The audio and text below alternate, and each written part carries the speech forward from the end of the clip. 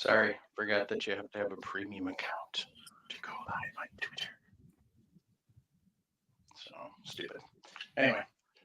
Hello, welcome to the Reloading Podcast here on the Firearms Radio Network. What? That echo is not coming from me. My microphone is muted. Try now, maybe me. Here, mute. How about now? Good.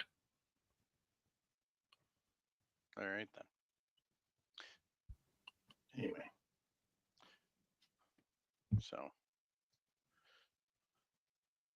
Hello, welcome to the Reloading Podcast here on the Firearms Radio Network, presented by Patriot Patch Company and Camerado and Barking Dogs. Dachshunds, gotta love them. Yeah. So if you guys hear an echo tonight, it's because Benchek's literally right there. So we try and keep the audio set properly, but unfortunately, they don't like to necessarily keep from. They don't like to keep the settings standard in StreamYard, I've noticed. So it sometimes changes things. So anyway. Chris from the 740, where is the 740? Central Ohio. You've met him, haven't you, Mike? What's that?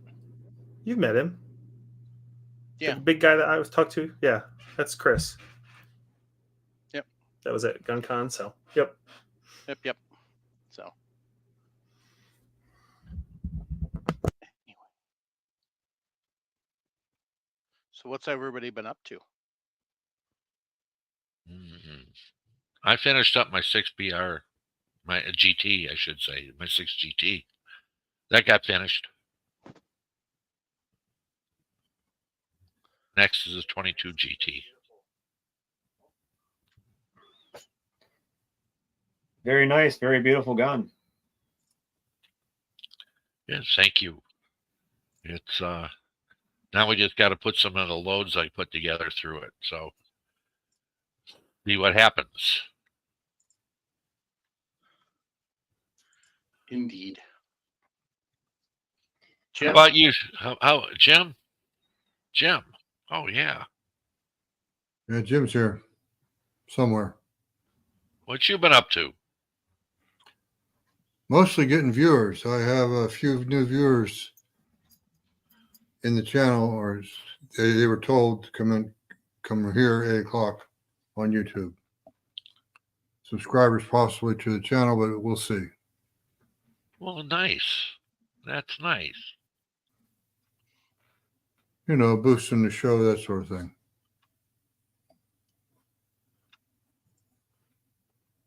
Yeah, I'm still here. How about you, Nick? You got anything going on?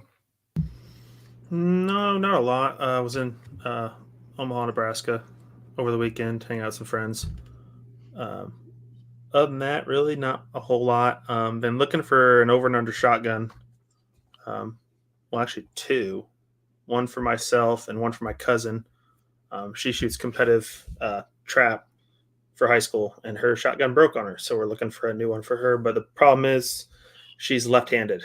So we're kind of, and she's not the tall stature person. So we're kind of in the mode of trying to get her either fitted for one or just figure out the right one for her. So does she shoot doubles? I don't know. I've never seen her shoot, so I don't know. Okay. I talked to Sherenda last week about it. She was going to check what the shop had, and I was going to go with my aunt and uncle, but plans came up when I went up to Omaha, so I'm going to try to get with them maybe this weekend and go down to the shop and see what the shop's got. Be nice to get like a CZ, because CZ is a Kansas City-based company, so it'd be nice to get something like a CZ, but I'm not sure what's going to fit her the best. So biggest thing, she enjoys it, and she went and competed at the state tournament this year. So that's all that matters. I forgot Okay. to text you too, Dick. I just You're dropped good. you. It's all good. It's all good. It's all good. I'm going to suggest something, and you need to look for it. But there's Browning makes a BT99, and it's standard is about $1,700. Okay. New. Yeah, they're looking right at 1,000 to 1,050, 500 is what they're looking. They Right. want to be roughly in, but if you're right above that, yeah, you got a little bit of wiggle room there. So Yeah. okay. They make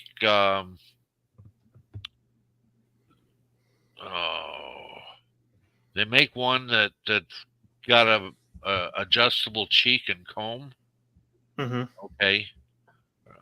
With a butt plate and comb, so you can get it all kind of dialed in. And you can flip the cheek piece around for the left-handed shooter, so it doesn't lean to the. Gotcha. Okay. Gotcha. Okay. And I don't know. You have to look for a gun shop that has trap and skeet fields in there where they buy and sell or put on consignment trap guns. Do you know Shrinda? Does Powder Keg do that, Shrinda? Do you know? I've never been to Powder Keg. Powder Creek? Is that what it's called, Powder Creek? See, I've never been there, so I don't know. Yeah. What were you looking to see if they do again? Do they do like sell and consign They have guns? a bulletin board, so they don't Okay. first they do it, but they Gotcha. let people post on the bulletin board. And what's the Lake Lotawana? They have a bulletin board too. Gotcha. Yeah, and she'll shoot more than I will, so I'm looking at for like a cheap, under $400 over and under something. If she wants to go shooting, I'll go with her just to shoot some clays. So Where I'm not does going to be she- shooting a ton. She's in Missouri. No, she's in Kansas as well, so they're over here by me. So, but yeah, Shrinda's in Missouri. So, but I see Shrinda enough, and I know the guys at the shop, so I'll go talk to them. They'll hook us up. So, but Well, for under, you're probably going to be looking at something used. yeah, and that was the problem with the other one they had. It was used, and the trigger broke on it. It was an older one. So fix the trigger. Yeah. Otherwise, Stoger was kind of that's about it for over-unders. So, Yeah, Nick, you The only looked at thing with that it- polymer one a few months back, I think. Yeah, that's what I was looking at for me. Just something to, if I want to go blast some clays, I'm not breaking the bank something if I don't shoot for 8-10 months.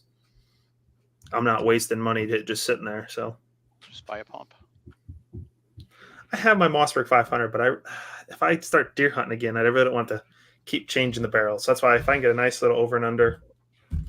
So I've always wanted a nice little over and under. You don't want to All right. unscrew one simple screw to change barrels, Nick. Shame on you. I'll look for one. Says the 40 cow guy. All right. Talk about stuck in his ways. Try. I don't know where this is located. If it's close to you, but try Turtle Creek Shooting Park. It's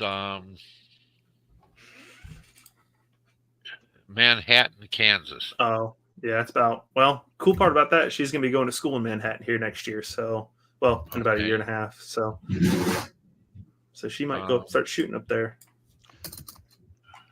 And The only problem with that BT99 is they're kind of heavy. all trap guns are heavy. Yeah. Like I said, we're just kind of getting ideas. I think I'm going to talk to my uncle tomorrow. Him and I have a meeting at some stuff for an event we're running here in September. So I'll talk to them, see if they've got anything figured out. If not, I might see what they're doing Saturday, and we might run down to the shop. So.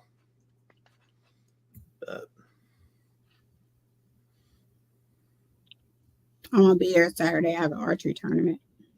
It's all good. If Rocco's there, he'll try to sell me on some, of course. Of course. It's Rocco. He does that. That's what we're supposed to do. Yeah.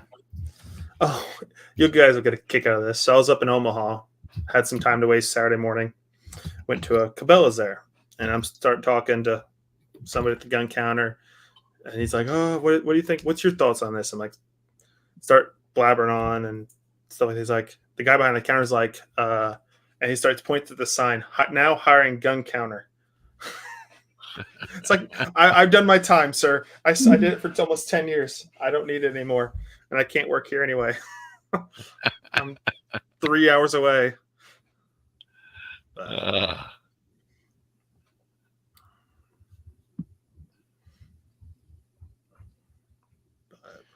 Yeah. So, Ben Chaddick, what you been up to?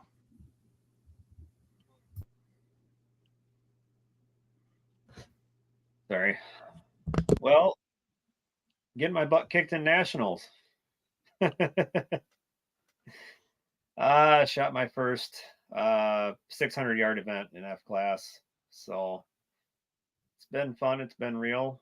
Learned a lot of new things. So met a lot of new people, and interestingly, some new faces with familiar names. It's always nice to meet people in person, you know. But there's a lot of people that you know them by through the internet, and then by whatever their name they go by, and then you see them in real life. It was like, oh, wait a minute, I know you. There's been a few of those, but otherwise it's been pretty good. I mean, for a first shot at 600-yard F class, falling right in mid pack, I'm happy with it.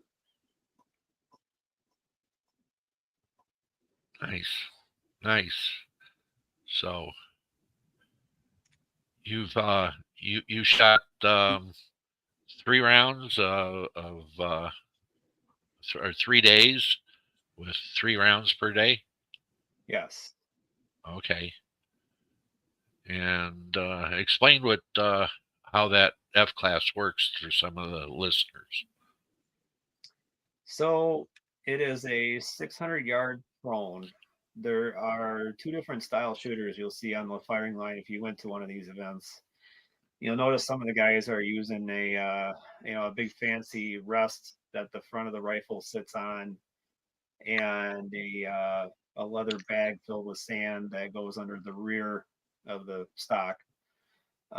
And then you'll see some other guys that have a fancy looking bipod with skis at the bottom and a felt pad that the skis slide on, and they'll have the same rear bag under the back of the stock. Those guys are considered FTR, which is the TR is for target rifle. It's but they're limited to 223 and 308 calibers only. The guys using the front rests, like I'm shooting, is F open, so we can literally shoot any caliber up to 33 caliber. Oh, okay. And the scoring system consists of you have a target out there with round scoring rings, small in the center, getting bigger towards the outside. And they have a number in each ring for the points that you get based on what ring you shoot. And the very innermost ring is X. The next outer ring is 10, and then 9, 8, 7. Perfect score is 20 shots is what you get. We'll get unlimited sighters in the very first relay of the day. And then once you convert to record, scoring is all done on electronic target. So we have a tablet in front of us that shows us a computerized image of the F-class target. It's not actually like it's not like a camera where it's looking at the paper. This is a computerized imaging of the target, and with the scoring rings. So the other 2 relays of the day, we only get 2 sighters, and then we have to shoot for record, which we get 20 shots for every relay for record. 200 points is the maximum that you can get, and obviously that would be hitting the 10 ring every shot or the X ring. X's are tiebreakers, so if you shot all X ring, you would have a 200 score with 20 X's.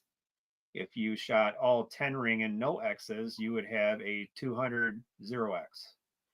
So obviously a Okay. 220X beats a 210X. And, but you start getting out into the 9 ring or the 8 ring, the wind blows you out, and then you start dropping points, and you get 199 or 198, and downward it goes. Okay. So we have to learn to read that wind and to hold correctly to offset that shift in POI that the wind is going to cause. So, and it's different. Wind direction is a bigger factor than wind speed, but they're both important. But the wind direction will shift the bullet more than wind speed. Okay.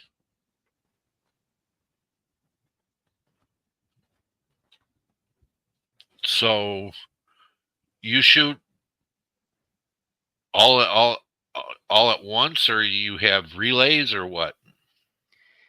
So it's broken up into squads, and at the beginning of the day when you arrive, you go into the stat house. They'll tell you what squad you're shooting and what target number, and you'll drive over and park, and get your gear out in your wagon and roll over to the on the berm where we shoot off of the there's kind of a hill there that they have for the firing line with little numbers in the ground, and we come up to that. If I'm on squad 1, then I'm up to shoot first, and so I'll get my mat laid down and rest and bag and ammo and my tablet, and then I wait until other guys will do the same, and until the range safety officer calls firearms up to the line, and at that point we can uncase our firearms and carry them up, set them in the rest, and lay down and start. He'll give a 3-minute prep period that's timed, and we get 3 minutes to get our rifles, sighted in on target. Just shift the bags around, so you're looking at your target, not your neighbor's, and you don't want to look at your neighbor's target. That's always a bad thing. As that leads to a crossfire, and you shoot your neighbor's target. That hurts. You'll lose really fast. You don't get those shots back, so that's 10 points every time you do that. Anyways, Okay. so once that 3 minutes is up, he'll say you now have 22 minutes to complete the string of fire, and if it's the unlimited sighters, still 22 minutes, but time begins now. You may commence fire, and at that point we can we'll chamber and send a round down there and see where it lands. I mean, most of us are already sighted in for the distance, so the conditions vary from day to day. So our zero is not going to be the same every day. So we'll send one down, just center hold. It generally is what I'll do, unless there's a wind and I know that I need to hold off in either direction. But if it's first thing in the morning, it's usually pretty calm, and I'll just hold center target. I'll send one, see where it lands, and then I'll adjust for my second sighter until I'm putting them in the X ring, and then I'll go for record. I generally no more than 10 rounds, usually about 5. That gets my barrel fouled in, gets the bullet up to speed, because I'm starting out with a clean cold bore. So I got to get a little bit of fouling in that barrel to get the bullet up to speed, so that my speeds are consistent. Otherwise, I get vertical stringing, and that gets you outside, into the other scoring rings that you don't want to be in. So, you take however long you need to get your 20 rounds down there. Some guys they find a condition they like and they just want to hammer down and get them all sent as quickly as possible before the condition changes. Or, if you don't have the luxury of being able to do that, or it's not your style, then you need to pick a condition, watch for it, shoot when it's that condition, and be prepared for that to change, because it will. And then you're waiting for it to come back. Okay.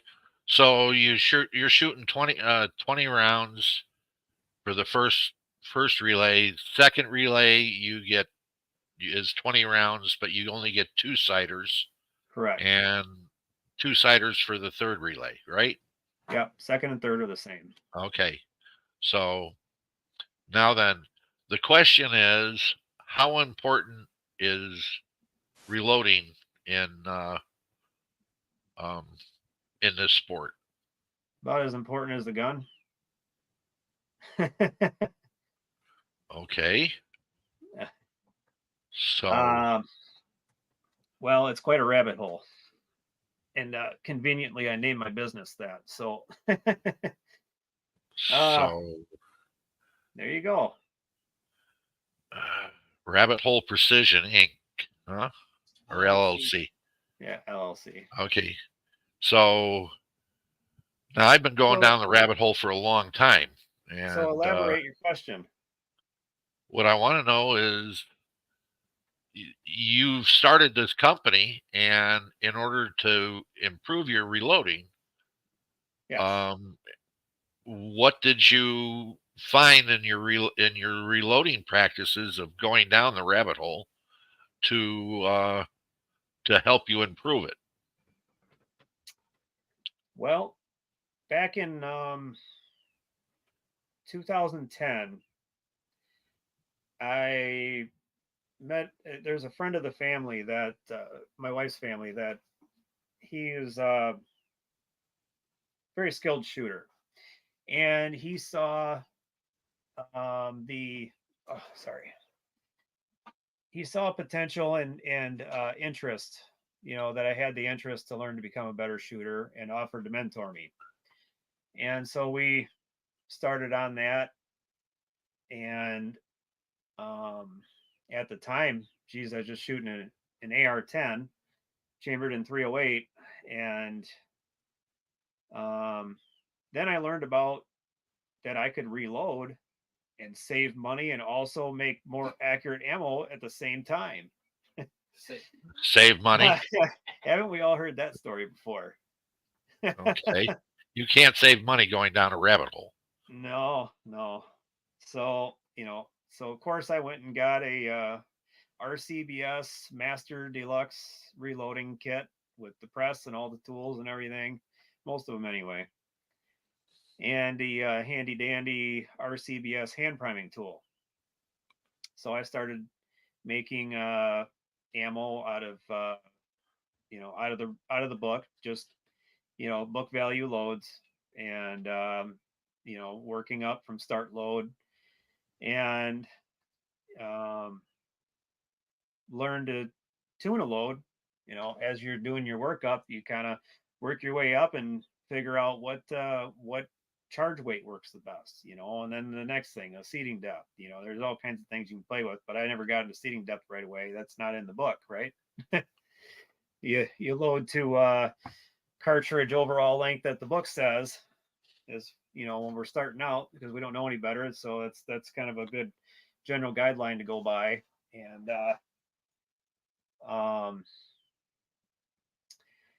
so that I got into hand loading with that to kind of go with my journey along with the precision shooting. And so one of the things that I found with reading books was, the importance of consistent ignition.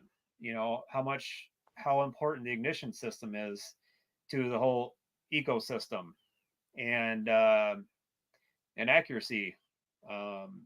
So I found a company that made a really nice looking primer gauge, primer depth tool, Accuracy One. And so I ordered up that tool and I started measuring primers. And man, I was like, geez, this is not very consistent. I'm like, 3,000s high, 2,000s low. The variation was plus minus easily 3-4,000s using that tool. So then I decided I needed a better So priming so tool. so what priming depth were you looking for? I wanted less spread in variation for whatever. So with the K&M priming tool, the idea was we wanted to seat the primer to touch the bottom of the pocket, Okay. and which invites uniforming the primer pockets to get consistent seating. And the consistency I was getting out of the RCBS hand tool just, wasn't I felt there was better tools to be desired. So I bought the K&M hand priming tool. It's the standard one. Actually, I've got it right here. I brought it along for showing kind of the journey of my collection of priming tools. Not that one. Is Now, was that RCBS the hand one or the bench mounted? no, the hand one with the little primer tray. Okay. So this was the first one right here, this little guy. Okay. And so you can actually adjust your seating depth by rotating the head on this. You can see it's actually threaded. And if I continue to keep turning it, this head will just come off, which is But actually you how you change the seating turn it, setting. so you turn it down in order to get more force on the primer to seat it deeper. Correct. Okay. Now, this is the primer punch. And if you notice, it has a spring on it. And actually, well, that's okay with this one. It's the other tool that has another internal spring. This one here, you could crush a primer with if you could get enough leverage to do it. Because this here is actually just to hold the primer in place. The primer falls into this cavity and it sits right down in here in that little hole on top of the pin. And when that primer, when you squeeze that handle and it comes up, that primer pushes out of there and into the pocket, and then it comes back down. Okay. Right. So, anyways, actually, you know what? In hindsight, I think I believe this was the one I started with, and this one has an internal spring in it. So this one you cannot crush the primer. When the cup hits the bottom of the pocket, you can't seat any further. That it'll just compress the internal spring. So it's not a rigid setup. And at the time, I didn't have that much knowledge or experience. I really didn't have a mentor to help me. So I was just kind of trying to learn from books. And I really wasn't familiar with the internet for help with this stuff. So this is a lot of trial and error and just learning on my own. So this was a really fancy setup. And the idea with this was that you would, there's a glare on the screen here, but this tray here, you could set a primer right on this little ledge. Use this camera to show off. Yeah. Oh, let's see. Let's try that. Yeah, I'm kind of dark over here.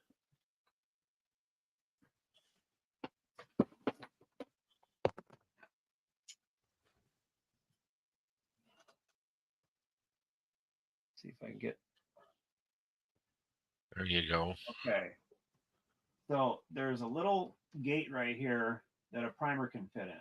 You can anvil side down, so the shiny side of the primer facing, up towards this indicator.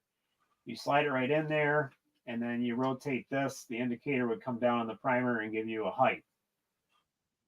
Okay. And so you would just kind of pick an average height primer to leave in there, and you would you zero this gauge on that and use that to see where the bottom of the pocket is with your seating, so you could seat to the bottom and then watch once it hits the bottom, then however further the indicator would move is the amount of crush you're putting on the primer.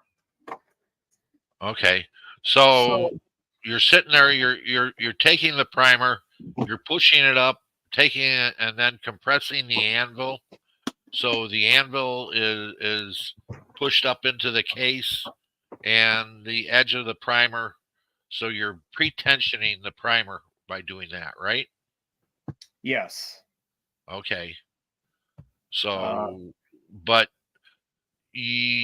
there's this variation because not all primer pockets are the same. Correct. Okay. So how do you get around that? So enter the next thing. Yeah, I tried the other primer, the one I showed first. I think that one came second, but I really didn't get any improved results. They were the same. So the next thing was, well, I got this K&M set, but I'm not going to demonstrate with this, but they also have this. Whoop. Hold on. Go this plan. Man down, man down.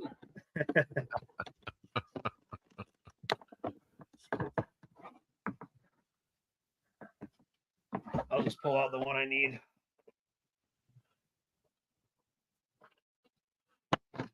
All right, so I got a few different ones here. One of that's large pistol. We won't worry about that.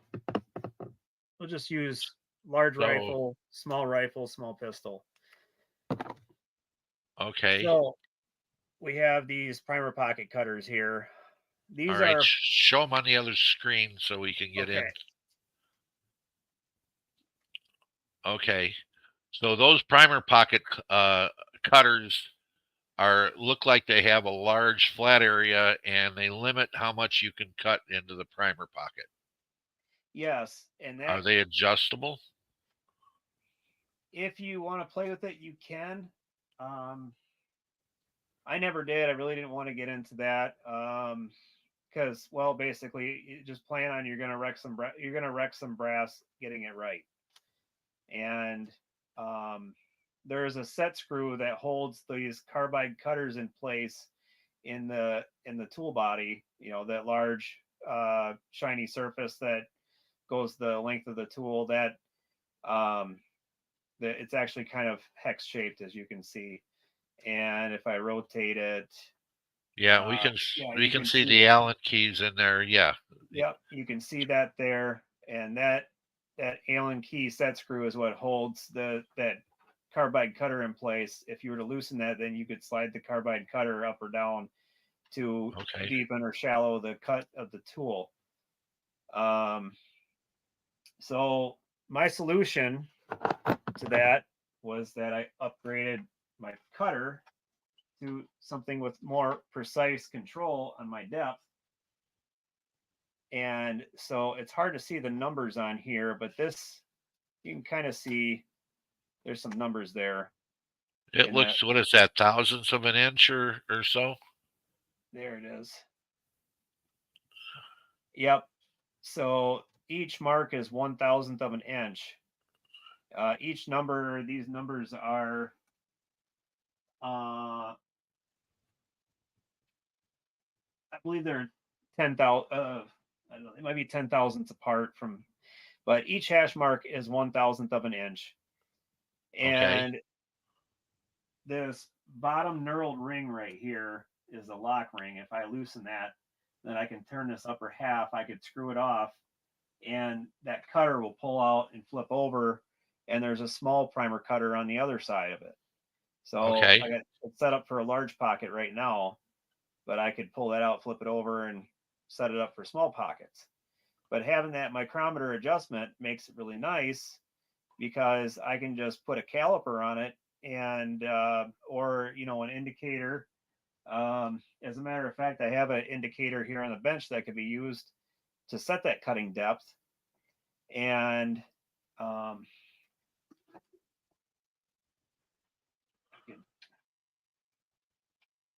put that right over Okay. it like so. And I don't have it quite set up right for. Yeah. Let's But let's anyways, let me hold off for a second on that. So in yeah, other words, you need to set that to give you the correct depth, yes, and right? I like Okay. to set that depth to, if I can, I like to have the pocket the same depth as the height of primers I'm going to be using. It doesn't have to Okay. be, but it's convenient. So you're flush when you seat your primer? I'm flush when the primer touches the bottom of the pocket. So when the primer touches the bottom of the pocket, the primer, the cup, the top of the cup is level with the case. Yes. You don't have Yes. any. You don't have any set in. You're not putting in at 5 thousandths or 8 thousandths below the case head. So when I seat my primer, well, when I cut my pocket, I want it cut to a depth that when the primer is flush with the surface of the case head, it is touching the pocket. Now, that is not where I seat them to. Okay. I have found that for the primers that I use, being the Federal Gold medals, there's an optimal seating depth, and that is where the primer performs most consistently. Now, this ammo here that Mike is showing was not assembled by me. This was a good friend of mine that passed away a little over a year ago. He was a F-class shooter, and so this was some ammo that he had assembled for the rifle that I bought from his wife, and so I just brought it in for demonstration. But anyways, How far below the case head is the flat of the primer? on this one is set in eight eight and a half 8 thousandths. Okay. So in other words, you're looking at setting 8,000 the primer 8 thousandths below flush with the case head. In other Yep. words, you want it deeper than the case the face of where the bolt face would hit. You want it 8 thousandths deeper. Yes. Okay. So So you were having problems getting that together, right? Keeping that even. yeah, so I was getting some vertical on target that I was chasing, trying to get to the bottom of the cause. And now, at 100 yards, you're not going to see this. I mean, unless you're a bench press shooter and you're shooting, you know, bullet, a single bullet hole and putting 5 rounds through that one tiny little hole that looks like you only Yeah, shot it once. you're shooting zeros. Yeah. Yeah. Okay. So, So average person isn't doing that. But so we're looking at at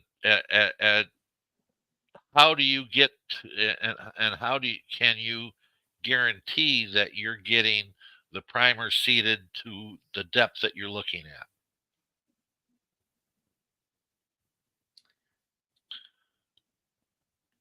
say that a little better. How are you getting that primer seated deep enough? I mean, you have a tool that you use Oh, yeah, yeah, to sure, check, sure. to So, check and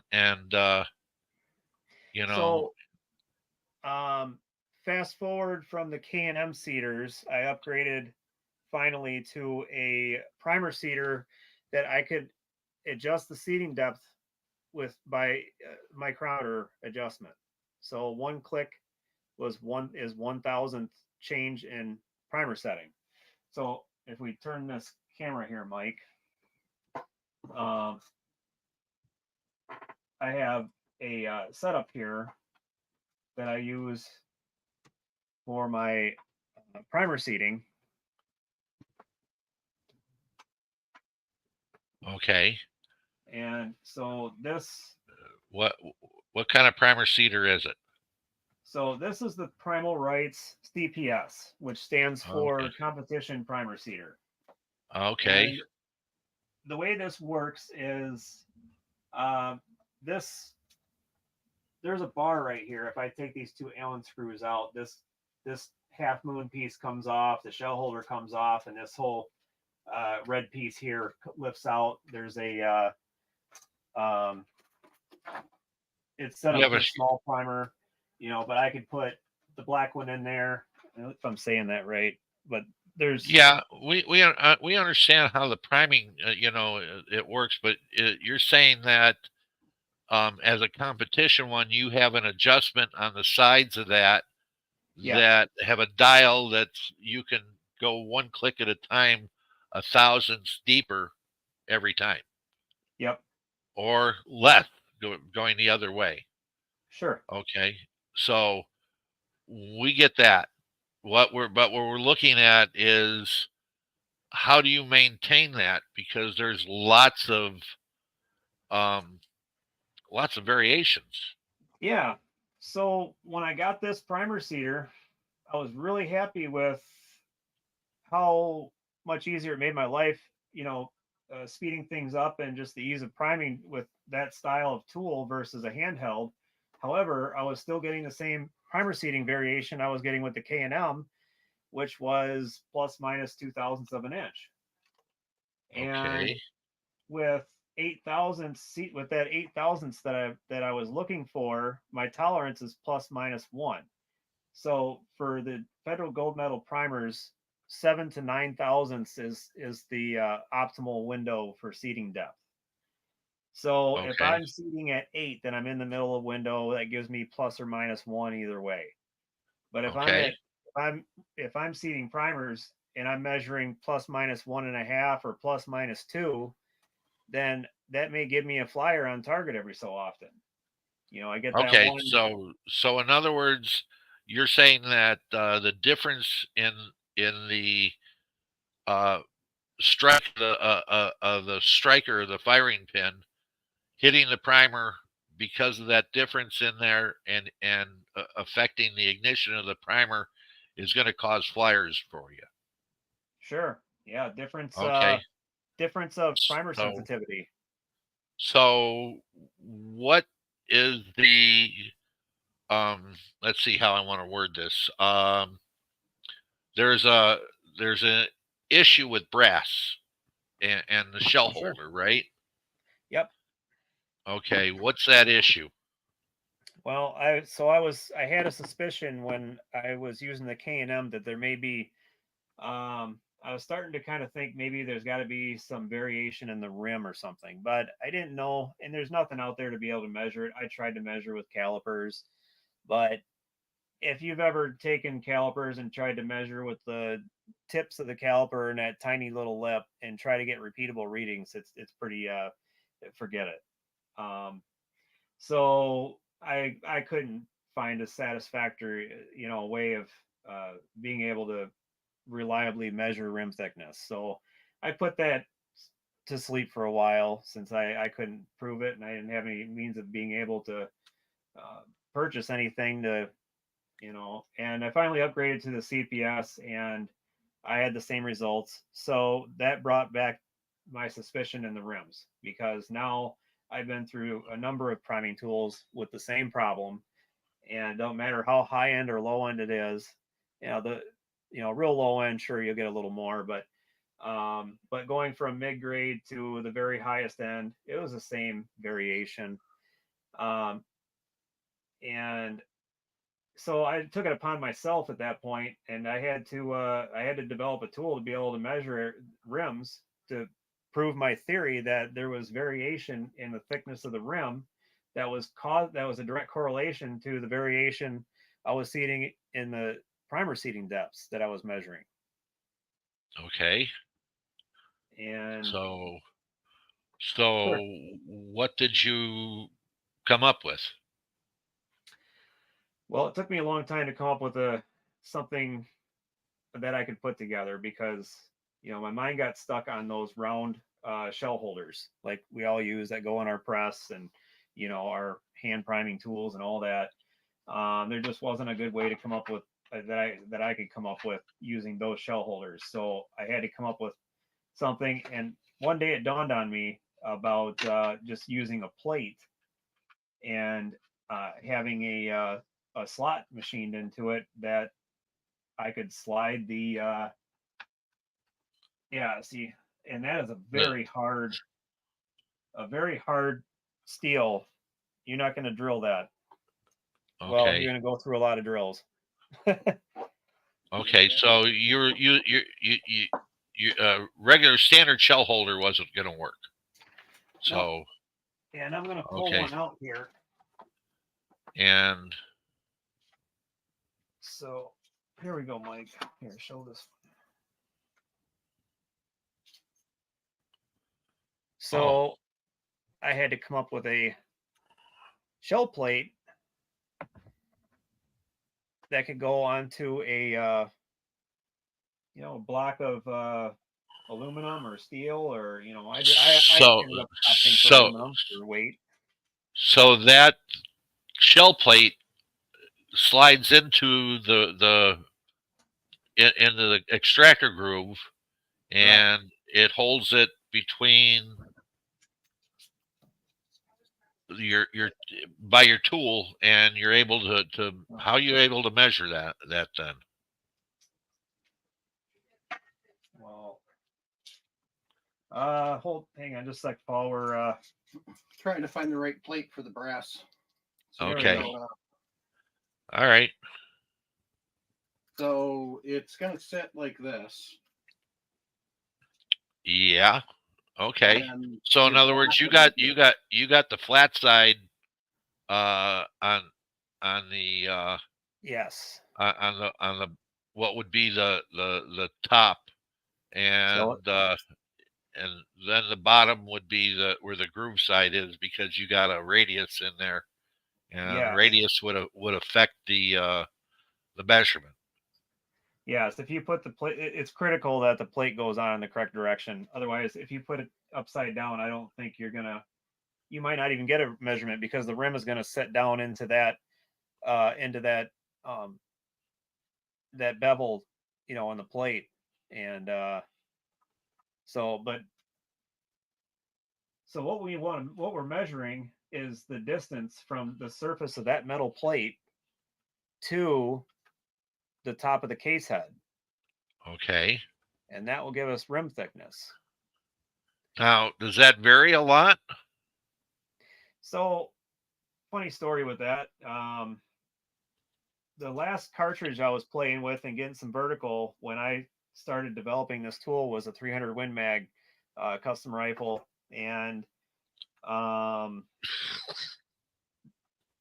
the primer seating depth variation I was getting was 2000s, plus minus 2000. So 4000s extreme spread from the deepest to the shallowest. That's a lot. Yeah. That's a lot. And I was getting some unexplained vertical on target, and I wanted to pursue this rim thickness deal because I wanted to get to the bottom of the vertical. And whether that be the cause or not, I had to be able to put this to bed. And I'm sure there's some other people out there that can relate to being able to put certain concerns to bed, and just it's process of elimination. So we need to eliminate what variables there are that we're aware of that we can be in control of. And so I'll grab this tool here now. So this here is a demo model of the tool that I've developed here. This is set up as a rim thickness gauge. There are other plates for measuring other things, but currently we'll just discuss it in the configuration that it's in. And we'll get to a few other things in a bit. So first thing is the way this comes I will show. Let me grab the.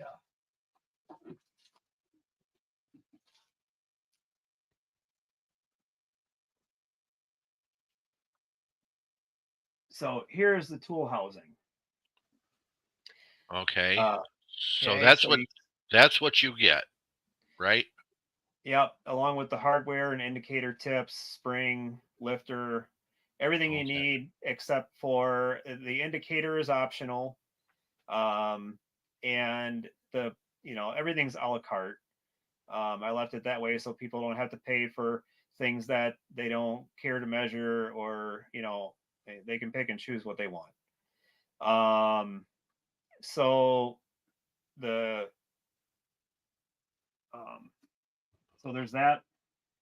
There'll be a hardware kit in there, like I said, that comes with all the pieces you need to secure the plates to the bottom, and mount the indicator and all that.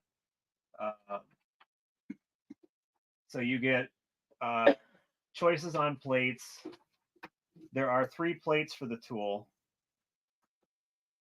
that are all caliber specific. It's all done by bolt face diameter, or cartridge case head family.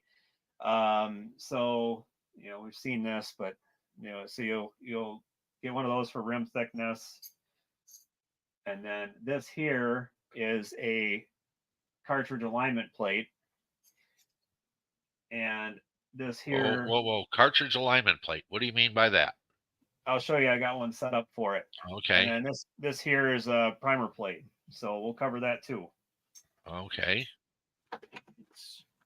All So right. let's start with the first one, Okay. the rim thickness. Show me the Okay. rim thickness So setup. once we get the unpackaged and get the tool all assembled, it'll look like this. Okay. And I'm going to, because it's not going to be zeroed when you first put it together, so I'm going to zero it in some random place. Okay. So right now the tool is all assembled. There, as you can see, that there's a thumb lifter right here. This Okay. little tab is to lift it up and down. There is a spring that goes onto the indicator right there that increases the amount of down pressure that the indicator puts against the case head for taking measurements. I found that with testing that the internal spring in the indicator by itself, it was hard to get consistent readings. I was finding more, it wasn't getting the repeatability I wanted. And Okay. so, we did that. We got a 15 millimeter indicator tip on the bottom of here. That's big enough to sit over any primer pocket, sits right against the case head. We don't need to worry about putting different tips on for different size case heads. This one will work for everything. So, all right, so back to the setup. It's all set up now and we're ready to start measuring. The first thing we have to do is zero the indicator. So we'll press and hold this blue button and zero the indicator. It is zeroed, sitting with the indicator tip against the plate and nothing in between. And it's Okay. important to make sure that there is nothing in between, such as any kind of plastic or debris or whatever. It has to be kept clean in order to get good repeatable readings and be able to zero it, so on and so forth. So now that once we're set up, all we have to do to get a reading is we lift up on this, set the casing in, let the indicator down it, and take the reading. So here we have a rim that's 50 thousandths, and well, this last number is 10 thousandths of an inch. So for people that aren't used to looking at 10 thousandths, if you just want to think of this as thousandths, it's 50. Well, it'd round up to 51. Okay. I like to measure in 10 thousandths. That's a personal preference. I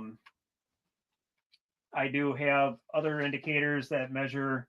I run 2 different indicators, so and they'll be offered either way, whatever Okay. resolution people want, whether it's a half thousandth So indicator or 10 thousandths.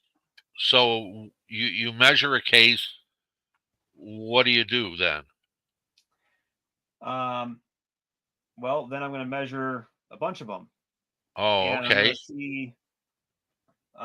So let's measure a couple. Let me turn the chair here so I don't have to sit all weird reaching behind me.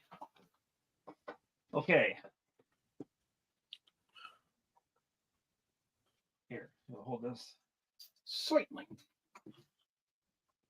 Oh, this one's got a pokey thing. Yeah. All right. So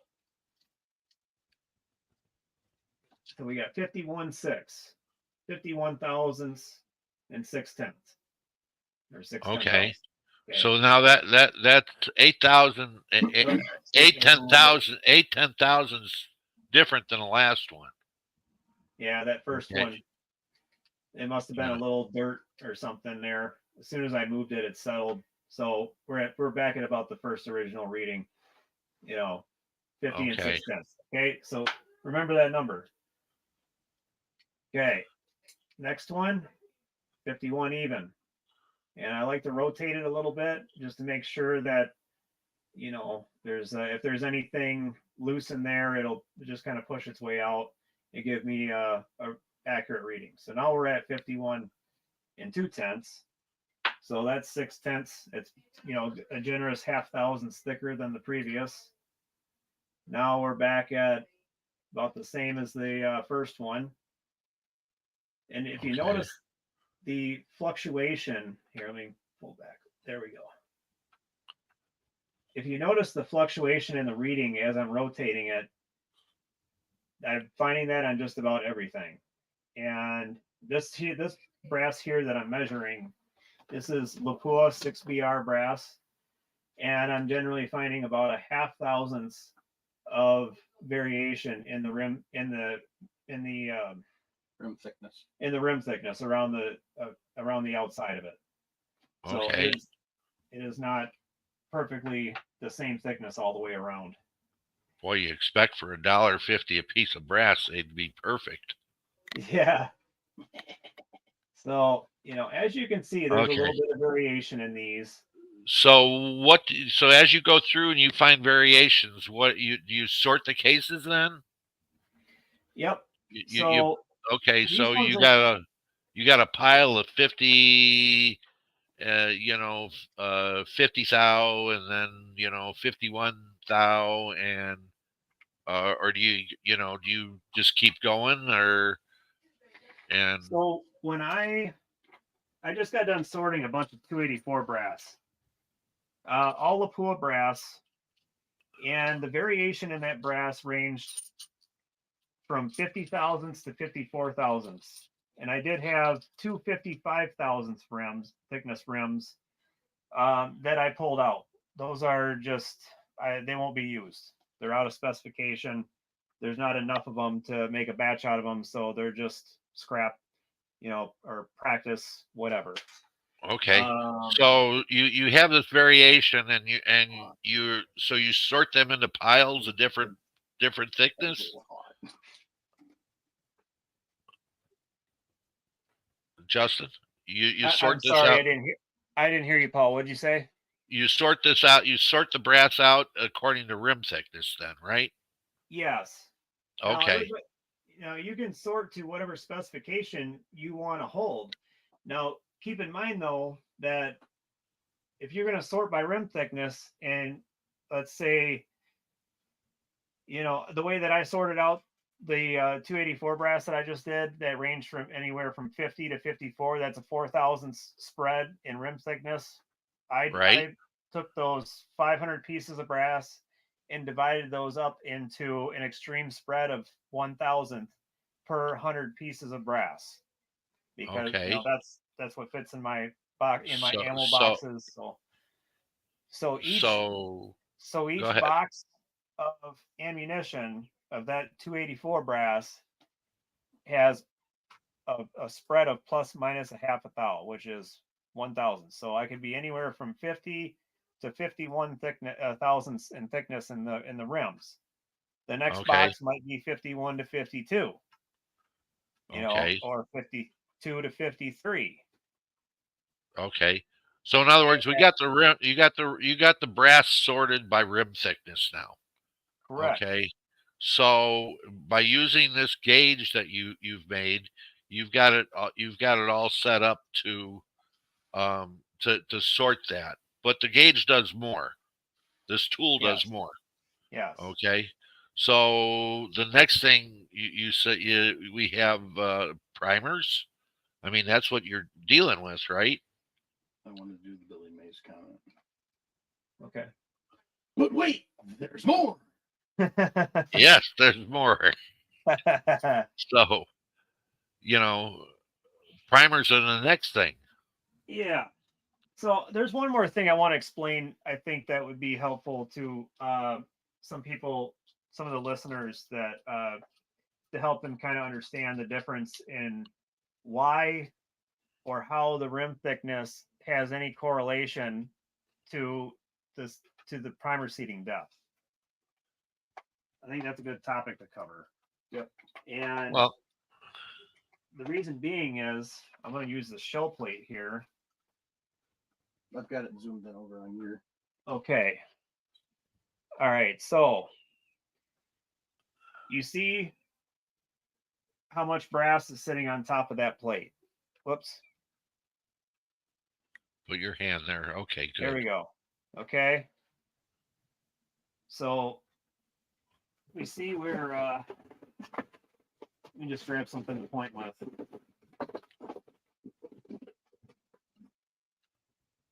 You got something. All right. So we see what how much higher the brass is than the plate, right? Right. You have, I can measure it in my gauge and tell you. Well, that's what we've been measuring. Yes, We've been measuring that. Now, So if this was thicker, that primer would be further down, lower below that surface, because this surface has nothing to do with the primer seater. It doesn't reference from this case. okay. So in other words, the shell holder on the primer seater isn't has too loose a tolerance to actually set the all the cases. If you took all the cases, you would get There, it's on the. you would get too wide a variance in it because of the different thickness of the rim. Because there's too much tolerance in the in the shell holder itself. In other words, it's got to be loose enough so the case can go in. Well, so here's and when one you without a primer. So the working dimensions that that the primer seater is referencing from is where it's holding the case to the relation at the bottom of that pocket. Because if I take this off of here, and if I pull this, let's just pretend there's a primer on here, and if I pull the handle, you can see, this protrusion. You see the protrusion of the pusher for the primer. The primer ram. Yes, right. That primer punch, that is going to come up with a primer seater that's micrometer adjustable. There's many of them out there. The Frankfurt Arsenal makes one. Sinclair 21st Century. There's a ton of them. PMA tool. Okay, so it really doesn't matter what the tool is. It's just, it has a hard stop. So that this punch is going to travel upwards the same amount. It's going to stop at the same height every single time. Okay. So, if this. So what you're telling me is the primer thickness between the bottom extractor groove to the top of the case is going to vary, and that's going to vary the seating of your primer. Yes. Okay. So if you sort all the cases, and you sort all the cases, and you just set it at one depth. Let's say you set it so it's 8 thousandths on on the first box. The second box is still 8,000. Or are you changing that? No, I have to change the setting according to the box. Okay, so you And if you you have don't to. know, if you don't know where you left off at in your last session, the best practice is to back it off a few clicks, and then seat, and then just kind of work your way up, and then you can run the rest of that box. And if so if you're loading multiple boxes, when you go from one to the next, if you use a label inside or anywhere on the box, you can write the rim thickness on the label so that you have that as a reference as what the rim thicknesses are inside that box. So when you go to the next one, you'll know how many clicks you need to go on your adjuster to maintain that same seating depth. Okay, so now by knowing the rim thickness and by adjusting the priming tool, you now have your primers seated all the same Yeah, by so we're rim seating. thickness and pocket Yeah, depth. so the relationship between the underside of the primer where the anvil is and the location, in the bottom of that primer pocket, it's getting seated with the same amount of preload every time.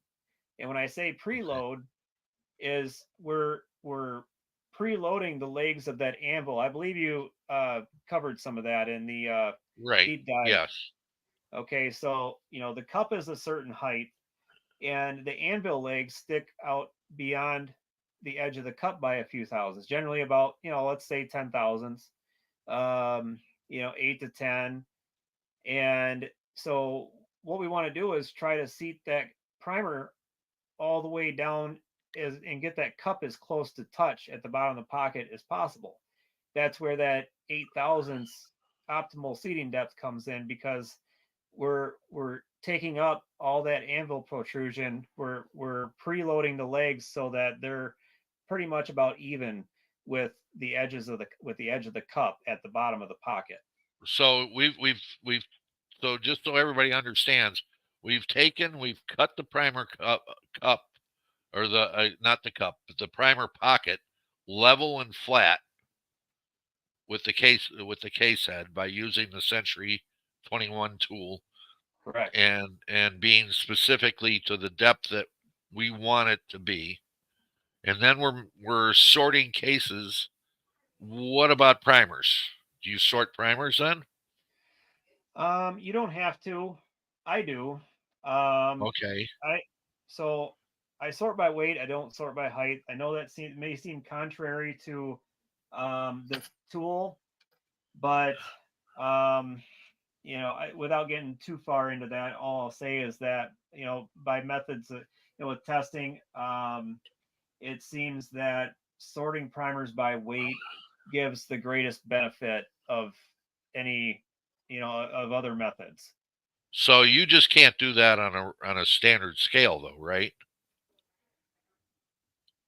No, Uh, no. Okay. So yeah, you're not going to do that on a scale that just RCBS, measures, yeah. yeah, 0.1 grain. You need something finer than a tenth of a grain resolution on Okay. a scale. So then we get into like an A&D type of scale, or I think, well, RCBS Match Master, you might be able to do it with that. That's 4 thou, either 4/10 thou either way. Um, So not going to work. right. So So um so you got a scale, you're measuring it, and you're taking and you're sorting your primers, and you're getting a base. In other words, hey, the primer weighs 3.52 grains, and the next one is 352, whatever. yeah, And so you're gonna sort your primers that way. That yep. way you're set to go. You can use your expensive priming tool to prime your cases, and then what do you do then? I mean, how do you check them? Do you use this tool to check the primers? We can. So Oh, okay. um, one of the other features of this tool, aside from measuring rims and sorting the brass out by rims, Well, on a final note with that, once the brass has been sorted by rim thickness, and you're in all the brass that you're working with in a batch of brass, let's say you have 100 round or 50 round box, 100 round box, whatever you use, all the brass in that box, you're working with the same thickness rims. Now that's taken out pretty much all your primer variation. You're still going to have some variation in that box because we have a tolerance that we're sorting by. They're not all exactly 50 thousandths. There's still a range of, like I said, I'm sorting 50 to 51. So that means, my rim thickness is going to be 50 and a half plus or minus a half of a thousandth. That gives me Okay. 50 to 51. And by doing that, that is what that takes my primer seeding tolerance to exactly the same. Now, my Okay. primer seeding variation on the measured seeded primer across that whole box is going to be plus or minus a half a thousandths variation in primer seeding depth. That's a lot Right. better than plus or minus 2 thousandths with a Okay. 4,000 overall spread. We took So we 4,000. can take your tool now and we can measure that, right? Yes. Okay. So using the same plates and everything, we can take and changing an indicator tip, and we can measure the difference in that. Is that it, or do you have a different plate or something for it?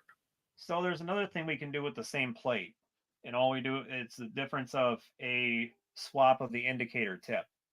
Now, if you don't have the tools to cut your primer pockets to get them into uniform depth, or you're not a believer in it, whatever the reason be, there's another way of using the tool to sort the brass to get the same consistency and primer seeding depth.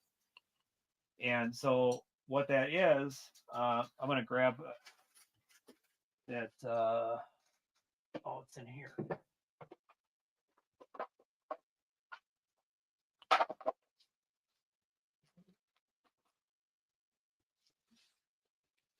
All right. So here, and actually, maybe do me a favor, Mike. Go in this box. Yeah. Go in that box, in that baggie. See the big indicator tip right there? In the clear baggie, there's a big indicator tip. That one? Yeah, pull it out, please.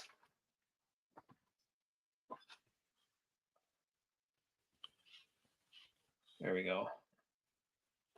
So here in my hand, there's two different size indicator tips there.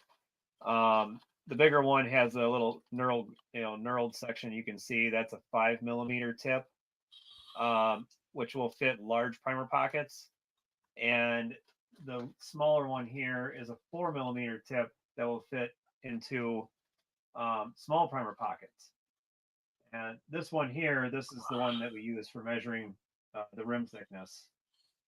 So those are the three indicator tips that will come with the tool. So if we take the large indicator tip off and put I'm not going to, just to save time on the air, I'm not going to disassemble this tool, but if we take this. Yeah, you took the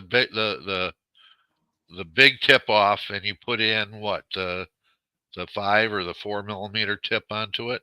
Yeah, then Okay. what's gonna happen is with the smaller tip, it's gonna go past the bottom of the plate.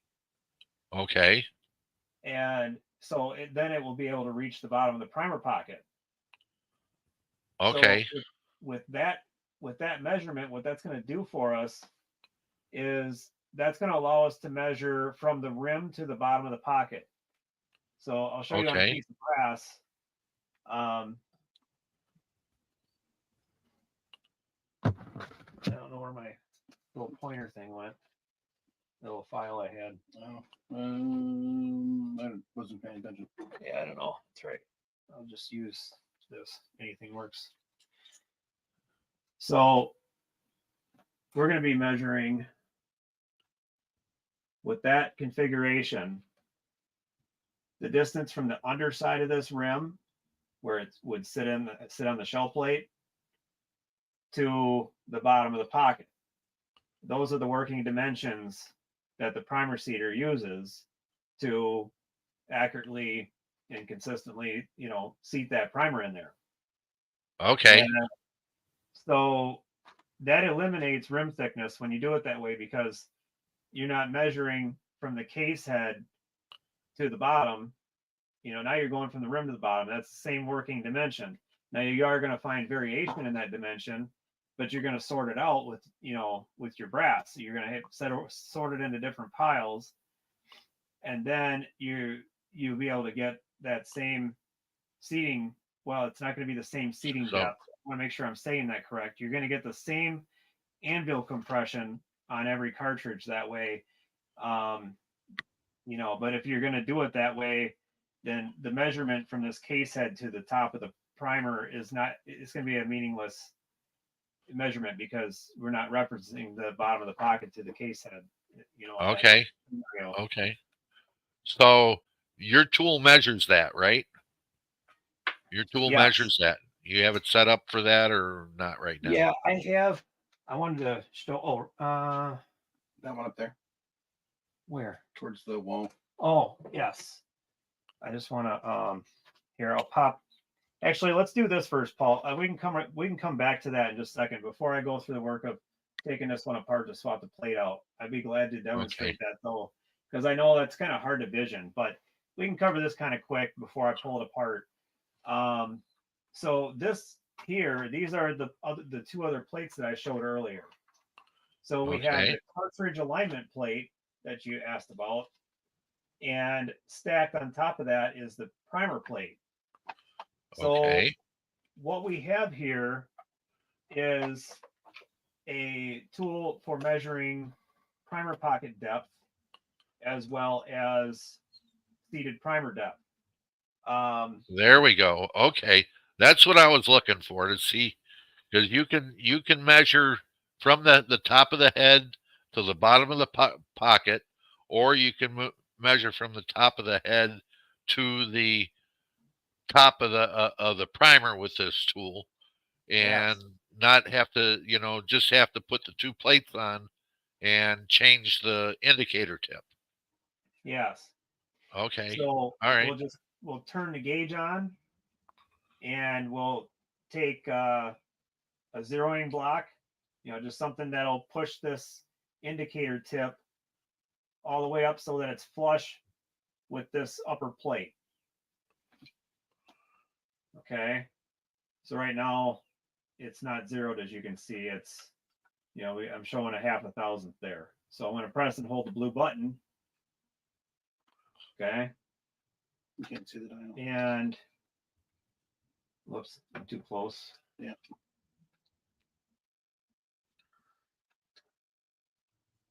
Here, I'll let me redo that. Okay. I backed it out a little bit. So. Okay. So, all right. So as you can see, sorry, it's kind of hard to do it at an angle, but I'm doing my best here. So, all right. So we're not zeroed. So we'll press and hold the blue button. All right. Now we're zeroed. So now we're ready to measure. Okay. So we can put this zeroing block aside, and here's. This is a ready to go case. Okay. Mm-hmm. Yeah, let me grab. This is this got the large primer in it. Let me grab that's a small primer in that casing. Here's a large primer casing. Okay. So that's seated 8,500 deep. Okay. Okay, and that's as simple as that. Just so this cartridge alignment plate, what that does is makes it so you don't have to sit there and fish around and try to get this primer centered over that. Gotcha. Okay. So you can just effortlessly just stick it in there. You don't have to find center. You stick it in there, you take the reading, pull it out, grab the next one. Quick and simple. Okay. All right, now you're And- going to stop. Can you stop for a second here? We have a question from Oder. Sorry Okay. for my ignorance, but when you say primer seating depth, the thicker the rim is, the further you need to push the primer in so that the ignition is uniform. Same distance from the powder? Question mark. No, that's not what we're looking at, Oder. What we're looking at here is that the firing pin is moving the same distance every time. So the in the milliseconds it takes for the from when you pull the trigger, releases the firing pin drives forward and hits that primer, and since the cup is already pushed up against the bottom of the case and the anvils are tensioned, you're getting instantaneous ignition. In other words, the primer isn't trying to seat itself. The firing pin isn't trying to seat the primer. It's already been forced in and as far as it can go. And every time the firing pin travel is the same, which will give you the same ignition. Right. So Yeah, if we're not seating deep enough, that firing pin is gonna seat it the rest of the way before it ignites that powder, right, and that's gonna okay, give you inconsistent ignition. right.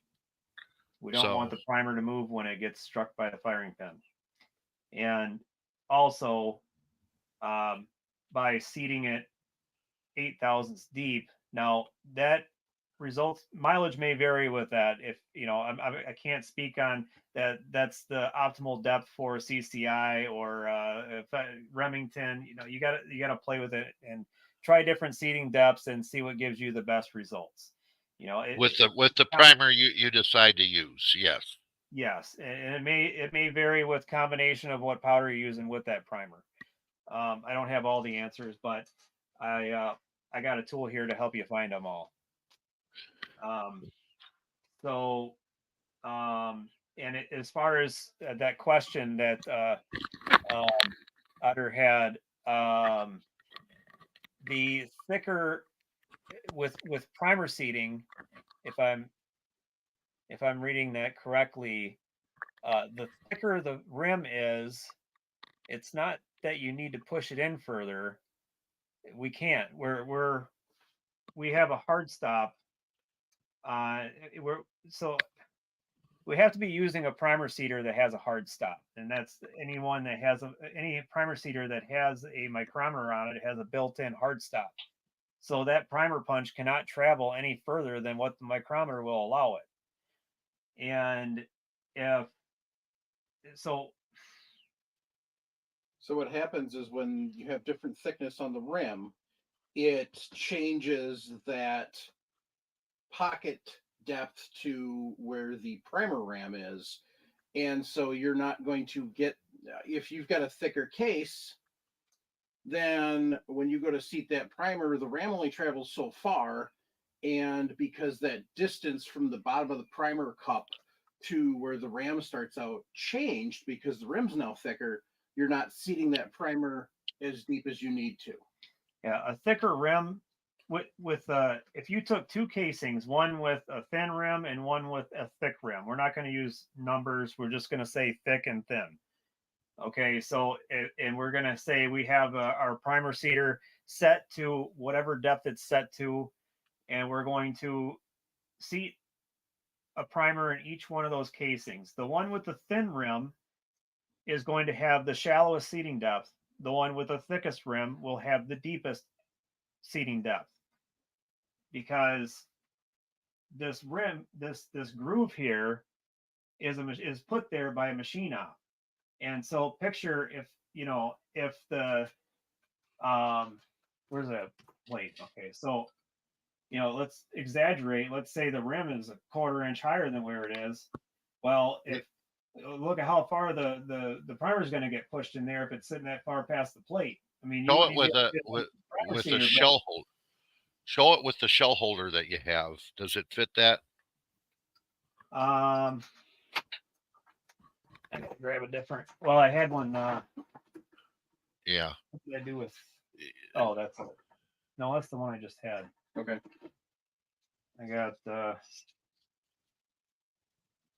You have a shell holder in the priming tool, people. Yeah.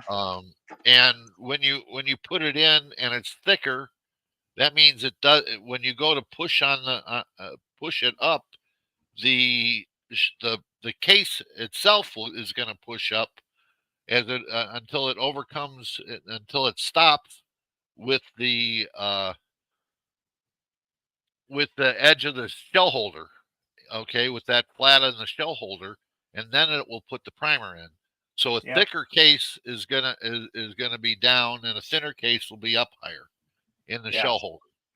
Yes. So, and it has to do with where that case head is in relation to the stroke of that the stroke length of that primer punch. So right. thicker head And the shell holder. Yeah. And the shell holder. The shell holder has the same effect, because if you have a tight shell holder,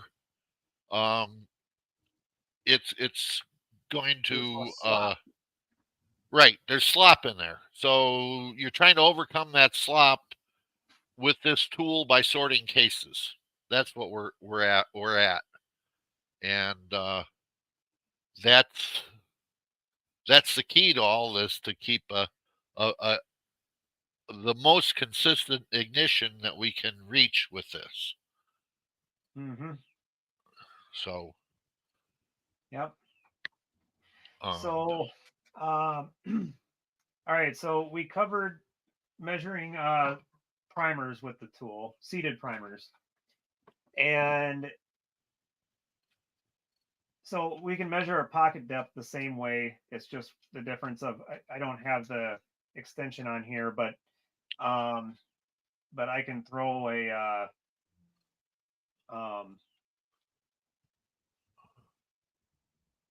let me see if I can sneak it in there, but so in other words, you have an extension that fits in there, so it'll go all the way to the bottom of the primer pocket. Yeah, because right now the indicator won't quite reach the bottom of the pocket with the way that it is. So I put a little extension on there to let it reach a little further. So I'm going to do that while we're talking. Okay. Here.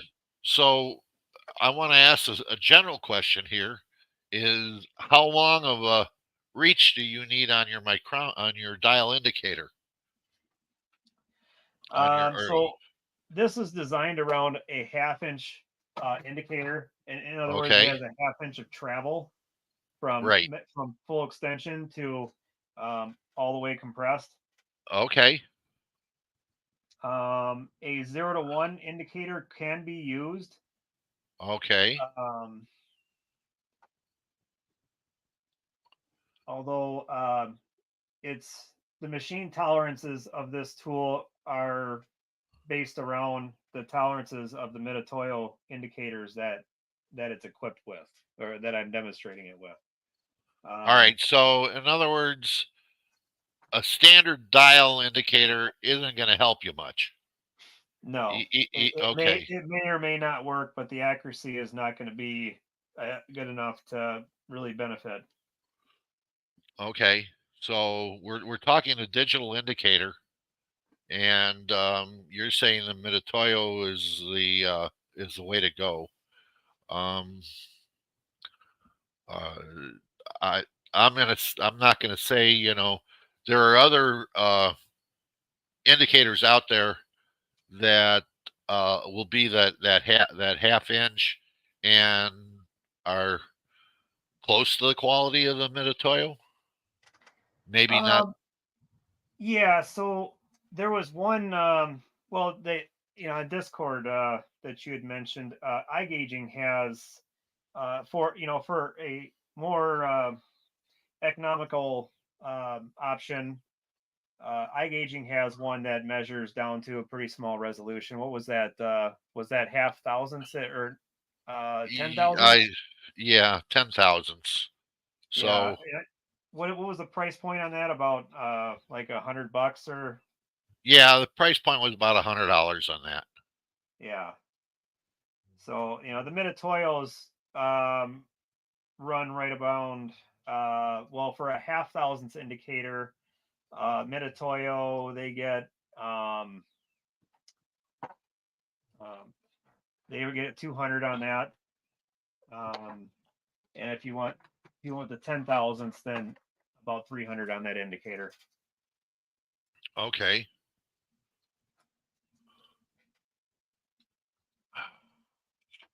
And as far as the resolution goes, I mean, there's no rule to what resolution you choose. What I can tell the listeners from experience of using these tools and accuracy versus speed, ease of use. The half thousandths indicator is definitely faster and easier to use. There's less thinking involved. Okay. So you're not trying to split the difference between 51 and 51 and a half. Okay. Hold on a second here. All right. Clifford Zach asks, if you have a thick rim, can you shave it down to make them the same thickness? Nobody makes anything yet to do that. Yeah, if you had a collet that was to the same shape as the case, and you put the case in, and you knew how much to take off, and had a very high end lathe, like a Swiss screw machine lathe, you could take it and do it that way. No, but I could do it with an Amco drum turner. Come on. I have considered making coming up with a tool, something similar to like a neck turning style handheld tool for doing rim, a rim uniforming tool to get uniform thicknesses. Now, my prototype, I have a friend of mine has it and has been doing a bunch of testing. They get to go out. He's got the time and money to go to the range whenever he wants. So his daughter is shoots for the junior U.S. team, F class. And so anyways, they've been doing a bunch of testing. And, so with the kind of guns that they have, I could get, he was a good candidate to do some testing. And what he's found though, is that the rim thicknesses are changing across repeated firings. So he had sorted out a sampling of casings with one pile, let's just say 100 pieces of each, 47 thousandths rim thickness, 48 thousandths, and 49 thousandths. And as he was testing to see if there was any performance difference between those different rim thicknesses. And I think it was kind of inconclusive, but for some reason, the velocities were increasing as he was going up in rim thickness with the testing, but so was the round count through the barrel. So he would have to repeat that test in the reverse order to really be able to say that the rim thickness has anything to do with the velocity, muzzle velocity. Okay. But what he's finding though, as he's going through and remeasuring the rims, is that the 49s are getting, a thousandth thicker and becoming 48s. The 48s are gradually getting thinner and becoming 47s. And that pile of 47s keeps growing while the other two are shrinking. However, the 47s don't seem to be shrinking very much. It seems that they're at their, I don't want to say max shrinkage, because they started out as 47, so they weren't shrunk to begin with, but they just didn't shrink like the others. Okay, so in other words, the amount of pressure that the gun is putting out is flattening the brass somewhat. Yeah, I think it's flattening that head stamp or something there with with the brass and the case head there. Possibly. I mean, I know that they're shooting 1,000 yards with this gun, so they need enough velocity to get out there. So this isn't a light load by any means.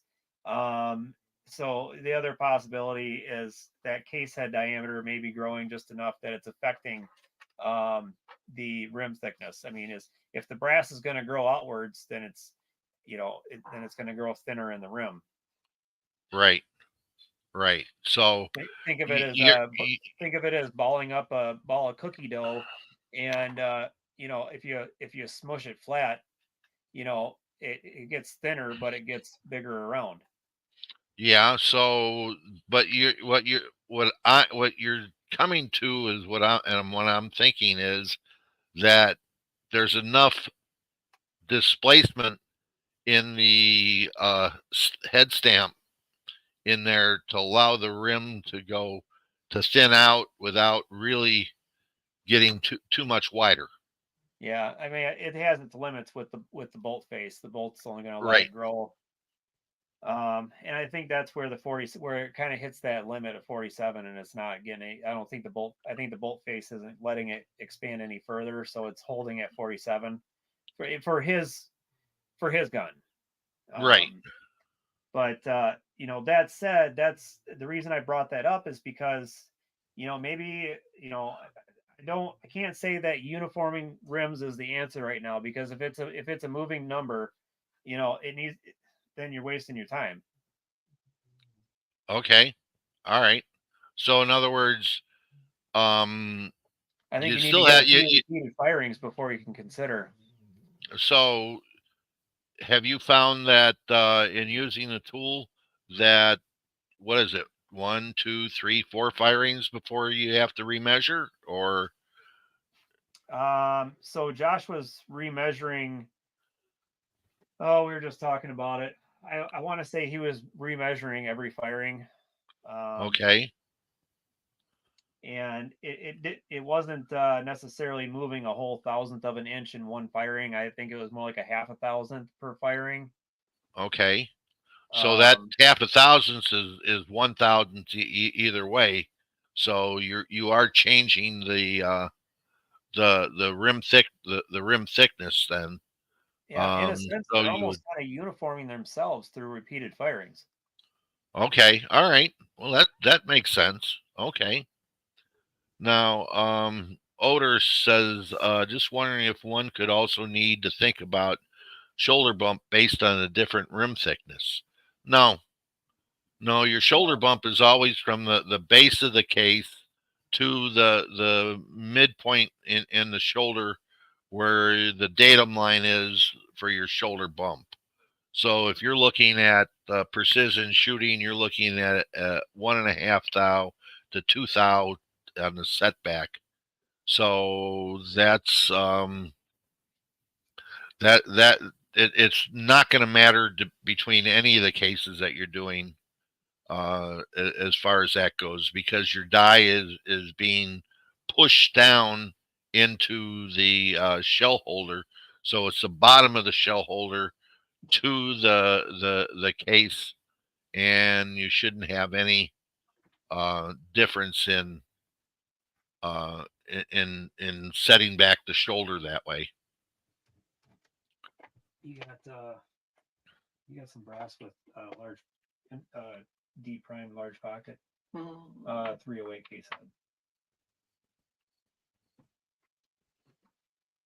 I think these are all prime. Yep. Okay. Go ahead and show on the camera there. Or do you want me to do it? What's easier? Probably you, Okay. because I'm reaching around. All right. So we got the tool all set up here now to go back to demonstrate showing the measuring the pocket depth. So I've added the extensions, and I had it, so, and I had to move the gauge up a little higher so I can get the right amount of travel here. There we go. Okay, so you can see this indicator tip is sticking further out than it was before.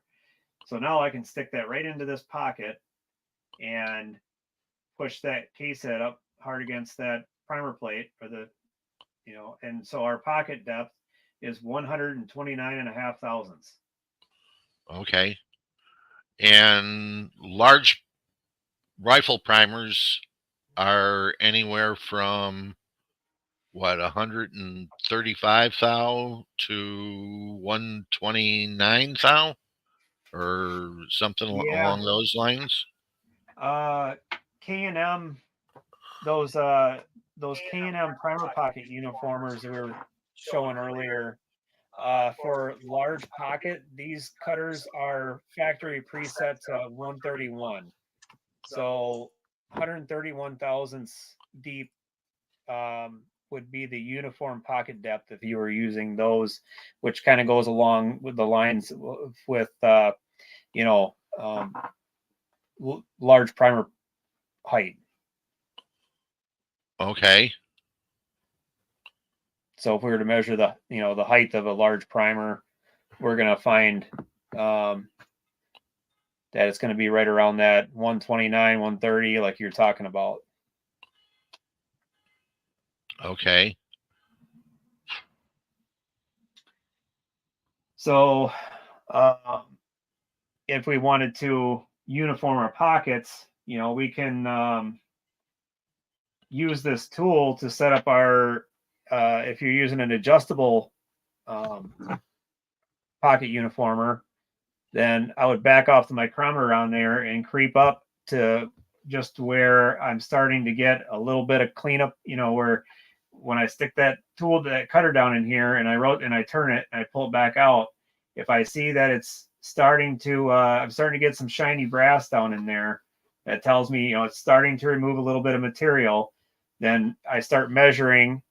I take I measure what it is. Then I cut. Okay, now it's starting to scrape a little brass. I remeasure and adjust my cutter depth. Scrape, give it a couple more turns with the cutter, remeasure, and get that depth adjusted to where I want it for the primers that I'm going to use. Okay. So I just looked up Sammy, and it's 136 thou, and the on the high end, deep end, for the primer, and 123 thou for a shallow primer on the large rifle. Okay. Yeah, it's quite And a tolerance. yes. So you do have to sit down and check your primers before you do it, so you know where you're at, because otherwise you could be really seating them deep with a 130, say a 135 deep primer pocket, and a 123 primer. Yep. So I'm going to show doing a plate swap here so we can see what that's like. And I'll show you the use of this tool for measuring a primer. All right. So right now it's in the configuration for measuring rim thickness. All right. So I just cracked these two screws loose with an Allen wrench. So I'm just going to spin these out by finger here quick. And one thing I want to mention while I'm doing that is that, as you can see, how these screw heads sit above the surface of the plate. That there was an update made on that, and the production models that are being made right now, those screw heads are going to be sitting all the way flush. As a matter of fact, they have a tapered underside that precisely locates the plate in relation to the tool housing. Instead of just locating off of the threads of the bolt, now we actually have that, and the screw heads are no longer sticking out past. So without having the screw head sticking out past, we're able to put that right against the granite surface without the screws being an obstruction. Now I got to switch out this indicator tip, so just bear with me a sec. I'm going to switch that out to, let's see, what do I have here? I got some small primers there. Where are those two indicator tips? A little. Oh, they're right here. I found them. Okay. All right, we'll get this set up for measuring a small primer.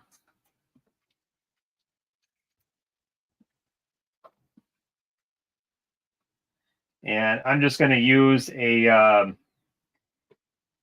since I have these screws, this style here where the screws heads are exposed, I can't do it on a granite surface. I can demonstrate what it would be like. As a matter of fact, I'll do that before I put the screws in, just so people can see. We'll just use this, this plate here that my primer seeder is mounted to. I want to turn this camera here, Mike. Mm-hmm. So we need a good flat surface. And with having screws that are recessed all the way into this plate where they don't stick out past, what we can do is, here, hold on a sec. Let me grab a primer since we could have used the one we threw away. Sorry. There's another one down there, I think. Oh, that's But I think that's a large. All right, so there's a small primer that I just set on that plate. You can barely see it, but there's a little Remington primer here, 7.5. And so we can take this tool. Well, first we'll zero it. So set it down on the plate and press and hold the blue button. Okay, so now it's zeroed. I can set it over this primer. Pop. And that primer is 121 thousandths tall. Yeah. So that's how we can use this tool to measure our primer heights so that we can get our primer pockets cut to the depth that we need. Does that explain that pretty well, Paul? You're muted, Paul. I'm sorry. Yeah, you're able to measure the primer, and what you just gave us was the primer was in the middle of the pack as far as what they gave us for dimensions of a primer.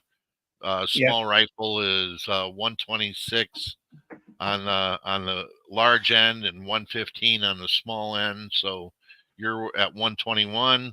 That puts us, right in the middle, which gives us a good place to start with cutting the hole for the primer pocket. Yep. So and getting it flat.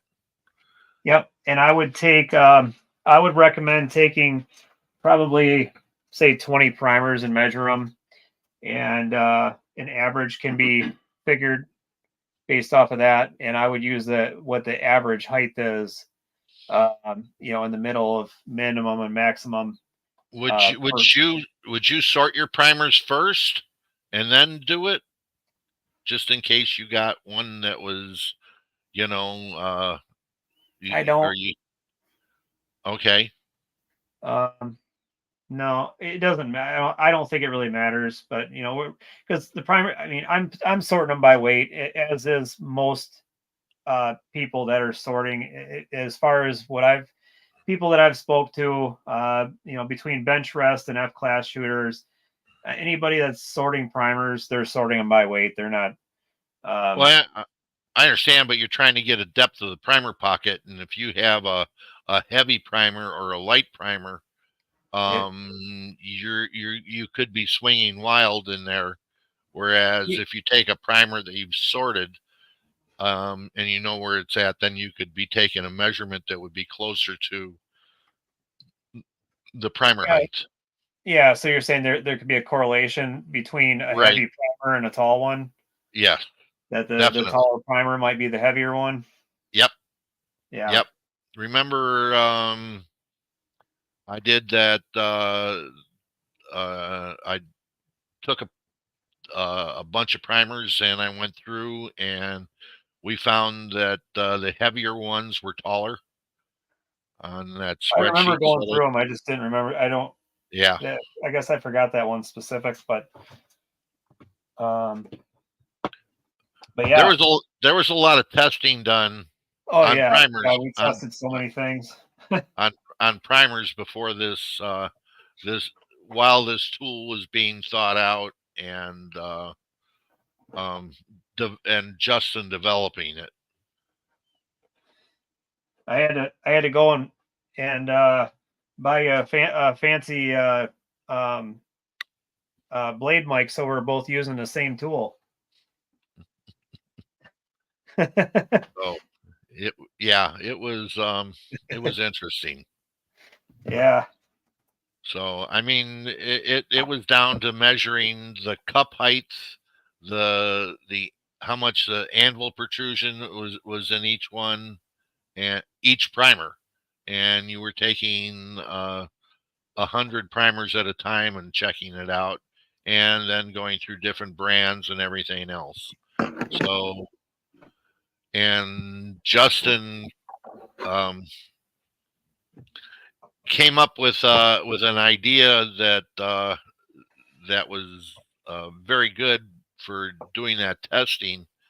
That Mitutoyo has a foot switch that you can take and plug into your computer and into the gauge, and when you measure it, you can uh, press the foot switch, and it will input it into an Excel spreadsheet. You mean that one right there? Yeah. Let me move some stuff out of the way so you can see. So See, this is what happens when you come over to my place. Is you get this problem that I have, and it just jumps into other people, and now he's all clustered in there too. So, Paul, did you want me to demonstrate that? well, I'm just saying that we don't need to demonstrate it, but the idea is So I mean, here I'll show you. I'll tell you what. I'll show the cords just kind of quick, and so Mitutoyo makes these adapters. So there's a cord that goes to the gauge. This right here, this plug right here. Well, actually, there's a port in the top of the gauge, right there, where this cord will plug into, just like that. And the other end will plug into this box that has the button on it. It plugs into there. And the cord that comes with the box, it's just a micro USB on the one end, and it's got regular USB plug. The micro end just goes, okay, so you put this in your in your computer, and then when you put let's say you put a piece of brass in here, and you got a reading on the screen, you click the blue button.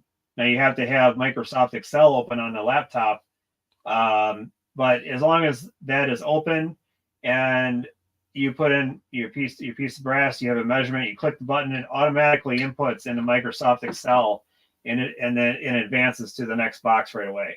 So you literally don't have to touch anything on the computer while you're doing it. And to make things even more streamlined, you can add the luxury of adding in a foot pedal switch, which you'll see there's like a little headphone jack looking spot on this box, and you can plug the foot switch right into there, and then put this on the floor in front of where you're sitting, and now your hand's free. You don't have to click this blue button anymore. You just step on the pedal once, it inputs into your spreadsheet and advances to the next line right away. You put in the next piece of brass, click the pedal again, there's your measurement, and you just sit there and go through a pile of brass, and you can get a whole data log of all your measurements, and then you can figure out minimum, maximum, extreme spread, standard deviation, whatever you want to calculate. and you can also do the same thing for the primers. Yes. When you're measuring primers out in order to get an idea where you're at. So, there's a lot of the digital ones will have that feature. You have to check with iGaging, but Mitutoyo has theirs. iGaging does have something they don't have the foot switch, but they have the button, and it's just a handy thing to have, especially if you're doing down the rabbit hole work. Yeah. Hold on a second here. We got Oder again. What discipline are you focusing on, Justin? Well, let's say F class and bench rest primarily. Okay. As far as the market for this tool, it's for that level of precision. So, in other words, somebody that really wants to shoot tight groups, even if they're an everyday hand loader and they go down the rabbit hole, this tool would help them. Sure, absolutely. You do not have to be a competitive shooter to shoot the same groups, or a level of precision. Maybe you just like to compete against yourself and keep improving on your skill set on your own time and leisure, at your local gun club. And by all means, this would greatly benefit those kind of people. And, a lot of the gun clubs have egg shoots and that kind of stuff. So, varmint targets at 600 yards and all that kind of stuff. So even just a varmint hunter would help with that. Oh, yeah, absolutely. So you don't have to be a bench rester or an F-class shooter or a Wimbledon Cup shooter to use this tool to improve your loads. Yeah. And maybe once you get yours, you'll be able to start hitting more prairie dogs. There you go. You won't be shooting over their heads. I kid. So, all right, now Justin, now comes the $10,000 question. Yeah, I'm ready. How much is this thing going to cost you? Okay, so I've got it. I'm doing everything a la carte. I'm still considering doing a price for like a master kit, where basically, so the plates that I'm offering, here, we want to switch back to the cameras back to us. Yep. I think people have stared at the bench long enough. So the plates that I'm making come in 4 sizes. So 223 diameter case heads, and that goes for the plates for measuring the rims, as well as that cartridge alignment plate for measuring seated primers or primer pockets. And then there's 2 different size primer plates for measuring the primers.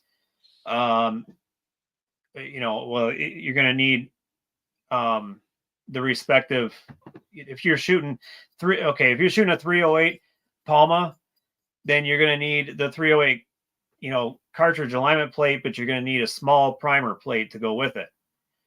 But if you're shooting standard 308 with large primer pockets, well, then you need the large primer plate to go with, so it depends on your setup, what you're shooting. So we have 4 sizes to choose from in the rim thickness plates, as well as the cartridge alignment plates. Those sizes are 223, the 220 Russian for the PPC, crowd, your bench rest guys, standard rifle for 308 diameter, and then our Magnum diameter. So they're going to be A, B, C, and D is the how they're going to be referenced as far as what plate goes with what family of cartridge. And if you have a 308, or say if you have a 338, I know I was asked this on Discord, will I make plates for 338? Absolutely, I can do custom size plates. They're, there'll be a longer weight and an added cost for it. That's something that I have to discuss with the machinist. To do just to machine one single plate of a specific size. Now the tool is going to be sold as housing only, which does come with all the hardware, the indicator tips, the spring, the little lifting tab, the thread adapter. So 200 for the tool. The way that you see it right now in this, this bare aluminum finish is not the way that you would receive it. It will be anodized and laser engraved with company logo, patent pending, and serialized. So 200 on the tool, and then the plates are 25 each. The plates are made of A2 precision ground A2 tool steel, which are going to be they're going to have added hardness to the surface, nitride finish for added wear resistance and protection. So try to keep moisture from causing any kind of rusting or anything like that, just to extend the longevity of the tool. They'll also be laser engraved with the letter on them for the respective cartridge family, so that way you don't have to sit there and eyeball and try to figure out which size plate you need for what cartridge that you're working with. So for full setup for one caliber, you're looking at $275 for the tool and 3 plates. Now you still need an indicator. The half thousandths indicator that I'll be selling is $200. The indicator that measures in 10,000ths of an inch is $300.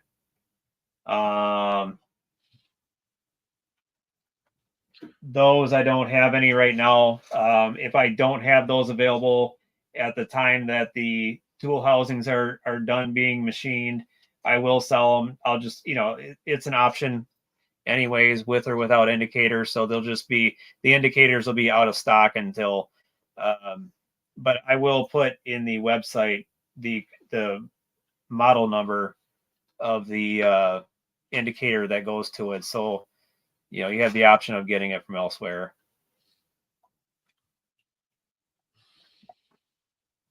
Okay, and just so people understand that the bits for the indicator are set for the Mitutoyo, okay? So in other words, the ends are all set for, what was it, 448, if I remember right? Yep. Yep. So they're all 448. So if you have a weird Japanese or Chinese one that's done in metric, sorry guys, you're going to have to get an adapter to make it work, and it'll change a few things around for you. But eye gauging is 448. Mitutoyo is 448. Starrett is 448. And what's that Chicago? Chicago Instrument. Yeah. Oh, that's I expensive. haven't checked that. I haven't checked them. I can't speak on that one. What thread they are. I believe they should be 448 though. Same as That's an expensive little gadget there, that's Chicago. So I don't know if a lot of people are going to go for that. Yeah. So we're looking at 275, you said, or 200? Yeah. So we're looking at 275, and then with and then if we're going to look at indicators, we're going to then it's a plus 200 to 300. So 475 to 575 complete with indicator. And remember now, it just doesn't do just one thing, though. You're doing 4 or 5 things, and you're looking at making it do more in the future? Yep. Matter of fact, I have in the patent with the tool, it's already in the works. There is going to be, I have prototype done of it, but not that I can demonstrate here. I can show it loosely in my hand. I do have the V blocks here. So if you take the plates off, this will be an option. Okay. So these V blocks here can go onto the bottom of that, and then the tool can be used as a bullet length comparator. So you can just Sorry, I'm trying to hold it so the screws don't fall. So That's okay. So you could flick it with your thumb with that lever that's on your dial on your indicator.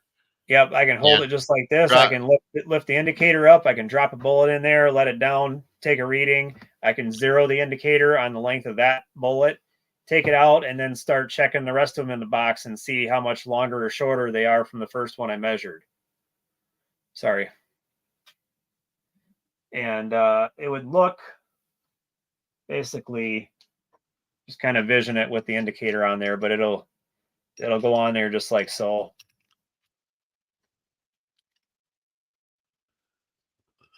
And depending on the length of bullet length you need, that's why these V blocks are separate pieces.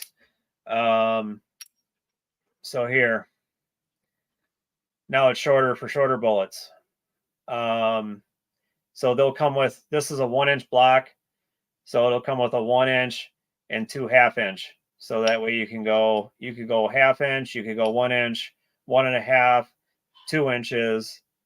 And if you're doing some really big cartridges, such as some of your big boy stuff, the Shytex, BMG, whatever, you start getting out to over 2 inches in length. You can get the extra 1-inch V block to add on there, get out to 3 inches in length, or as many V blocks as you want to buy for however long you need to go. It's very versatile that way to cover anything from 17 caliber all the way out to 50 BMG. So in other words, if I start reloading 30 millimeter cannon rounds, I can use it. Maybe.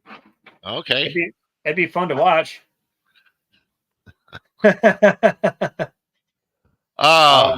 odor again. Just one thing I want to mention that I did. This worth mentioning. I know we have at least one person, or two, in Discord, 50 BMG owners. That this gap here, this opening on the original tool wasn't as far open. So we opened this up to accommodate for 50 BMG. So you can fit a 50 BMG right inside of here with no problem. So that is the maximum case diameter that you can use with this tool. But I just wanted to make sure that everybody out there knows that. So your Shytex and all that stuff for the ELR guys that are looking for the ultimate precision, they can also benefit from this. All right. Odor. I still don't understand why you would not think about case capacity when feeding primers differently based upon the rim thickness. Not Unrelated. really. Yeah.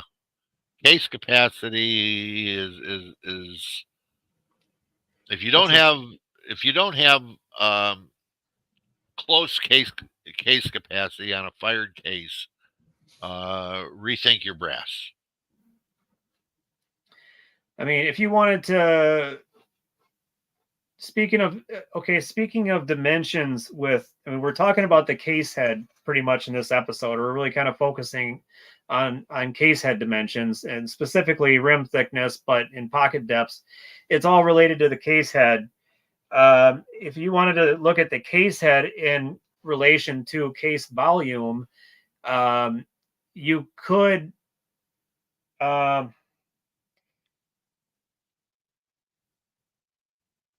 don't think you could do it with the way this is, and I haven't done it that way, but you can take a gauge pin or a pin gauge. Let's say if you're shooting a 308, Winchester, and you want to know, you're curious about case volume variation, as far as anything to do with the case head, you could take a 308 pin gauge and slide that, on a fired case that's empty, slide that through the mouth of the case all the way down into it till it hits the case head on the inside, where the flash hole is, and take your calipers, measure that dimension, pull the pin gauge out, and then measure the length of the pin gauge. The difference between those two measurements is the thickness of the case head. from the outside to the inside. And that variation, yes, will affect case capacity. Does that help? I think that's It also depends upon a couple of things: brand of the brass,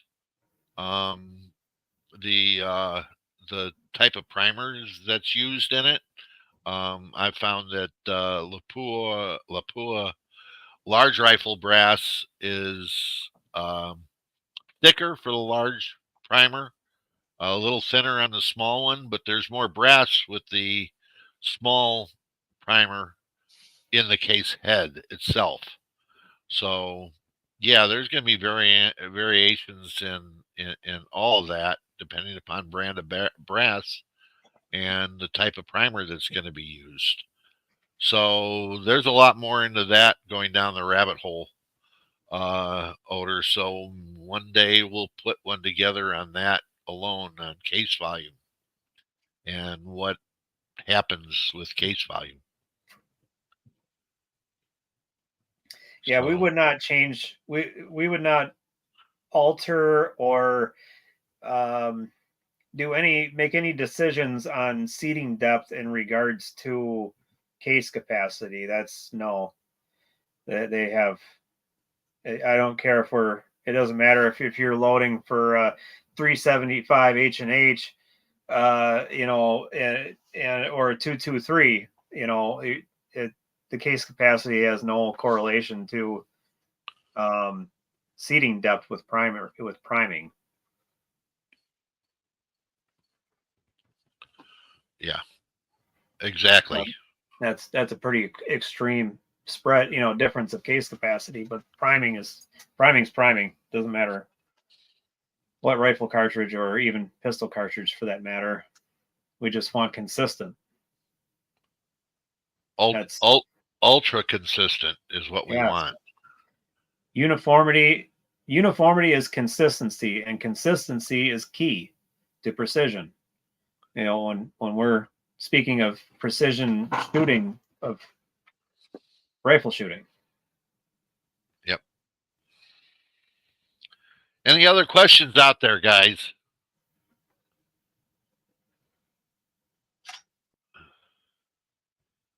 No? Well, Ken Brown says he's got ammo loaded for tomorrow's match, Justin. Good. So, perfect. So he can get to bed at a reasonable hour yet. Yeah, well. You don't have to get up as early as I do, though. Good night, Ken. That's all right. I haven't slept in 2 weeks. I'm used to it. Sleep's overrated. You can sleep when you're dead. Right. Okay. Becky is setting a great job, Justin. Aw. Oh, thanks, sweetheart. Okay, now Becky, go away so we can talk about you.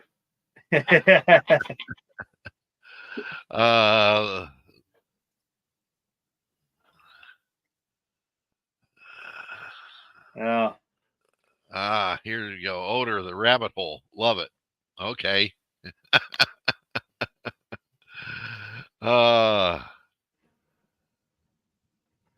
Yeah. So rabbit hole. Yep. That's why it's called Rabbit Hole Precision. Right. Yeah. So L.L.C. So your website isn't finished yet, right? No, that's under construction. I'm working with a web guy. I've got one of the hangups here is getting a payment system set up for processing, cards, credit cards online, and I gotta get together with him and try to finish getting that dialed in. But right now, tentatively, with production, and where the machinist is at with things, as well as once he's done I have yet to send out the parts for surface treatment, being anodizing and nitriding, and then they got to go back to the machinist for engraving.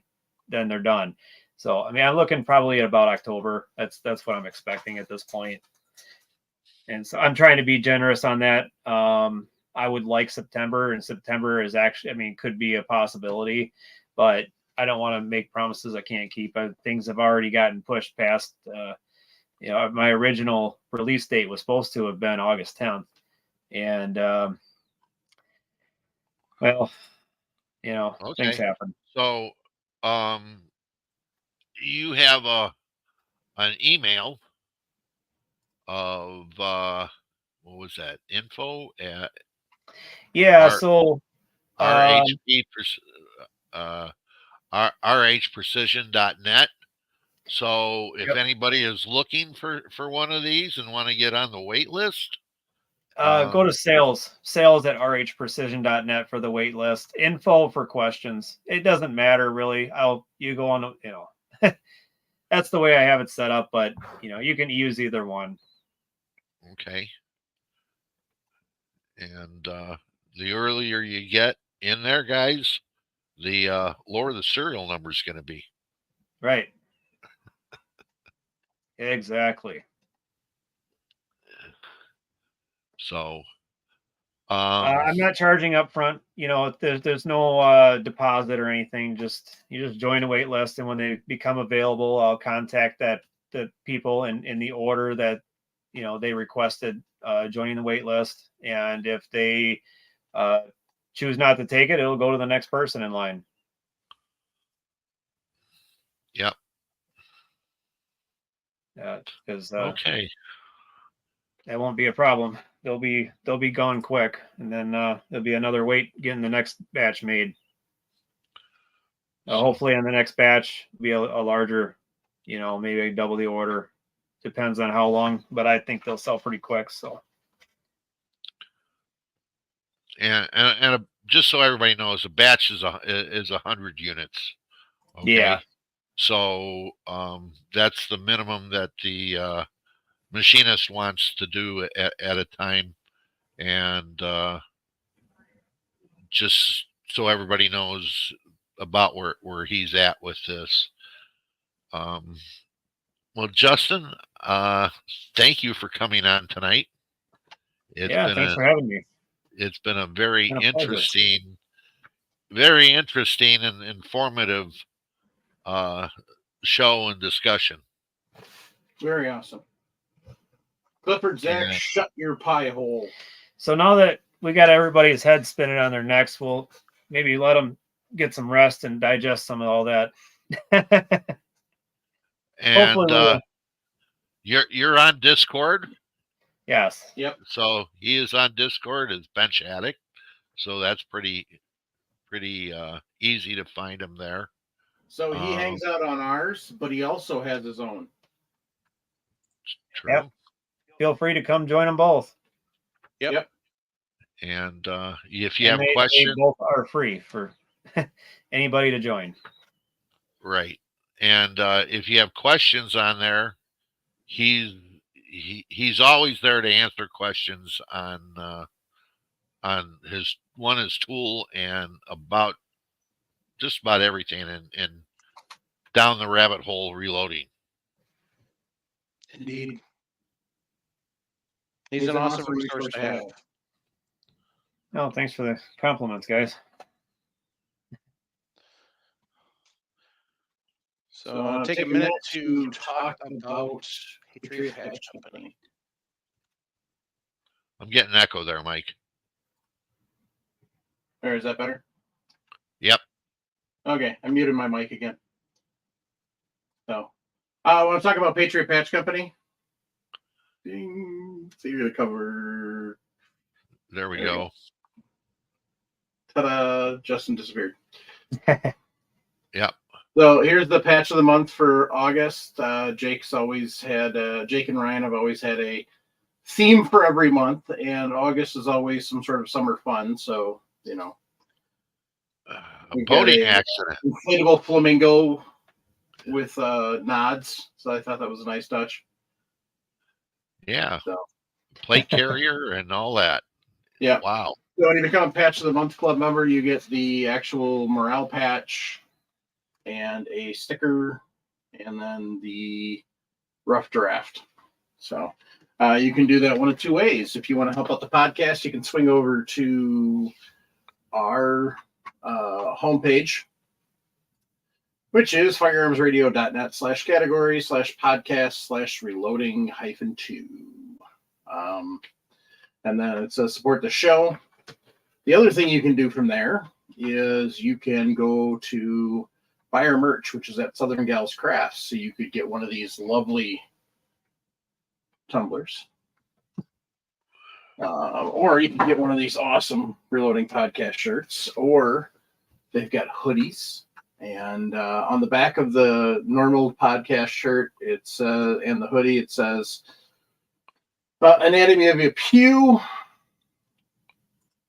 And it's the bang button, the metal holdy thing, magical fire dust, and freedom seed. So swing over there. And also want to thank Sean over at Camerado. So here is my original bucket hat. So yeah, I just throw it on over my headphones because I can. But this is my brand new Basilisk Big Luau shirt. So I will tell everybody, when you order stuff off Camerado.com, if you're not sure, go up a size, because it fits great up here, and then I get down to my gut, that's a little tight. So, but that's Camerado.com. He's got a bunch of different colors now, adding new ones all the time. So, want to thank those folks for sponsoring us. So once again, Justin, thanks for coming and showing off your awesome invention. Yeah, it's been a pleasure, Mike. So, yeah. Paul? Yep. Thank you very much, sir, for coming out. It's nice to see new tools, and we really appreciate you coming on there and giving first look to our viewers. Sure. Nice to be able to. It'll be nice for people to be able to buy a tool that'll take these measurements now. You know, they've never been available. It's the first time they've ever been available for purchase. Mm-hmm. They've never been. It's a tool that's never existed. Right. And for people that normally just listen to the podcast, I'm going to suggest that you go and you watch the podcast on YouTube or Rumble or whatever, on the replay there. Just so you get an idea of what we're discussing, what the tool looks like, and Justin showing us how to operate the tool. Yeah. So, yeah, this one is definitely a video needed. Yes. So. Yeah, I'll have some YouTube videos going up in the near future, showing more detail on using the tool and data logging and explaining, everything that was explained tonight, but maybe in different words or better detail, better camera angles. Yeah. More info on how rim thickness. I don't know if I should say more info, but I'll cover it again. I know that's a hard one for some. It can be very hard to digest at first how that can affect primer seating depths. So I'll definitely go over that some more. And as you explain it, every time you explain it, you learn a little bit more about different ways to explain it, maybe not necessarily simplistically, but yep, same thing in different words, and sometimes it makes better sense in different words. Exactly. Yep. Okay. So yeah, definitely shout out to you, Justin, for coming and hanging out with us and being willing to come and show off your new brainchild. Yeah, I better get home now so I can get up in the morning. Yep. So got a big day. 1,000 yards tomorrow. Well, Absolutely. good luck on shooting your match tomorrow. Yeah. What you got? Wednesday, Thursday, and Friday.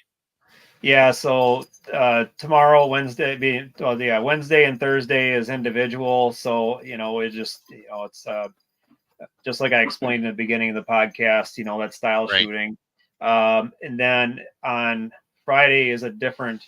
I'll be shooting team. So I was asked to come shoot with a team of guys, and so that day is a team event, and Saturday we'll be back to shooting individual again. That'll be the final day where they, we'll find out placement in the scoreboard and all that, and awards and. Okay. Well, go break a leg, and 600 60x for the day tomorrow, and thank you for coming on. All right. All right, gang. On that note, keep your brass shiny. Justin doesn't have one, but as it goes, Grandpa told me not to listen to my mama. He goes, violence does solve problems. I think Justin could borrow our Jeremy's old one from back in the day when Jeremy was on, which is aim small, miss small. Yeah, I like that. Yeah, keep them small.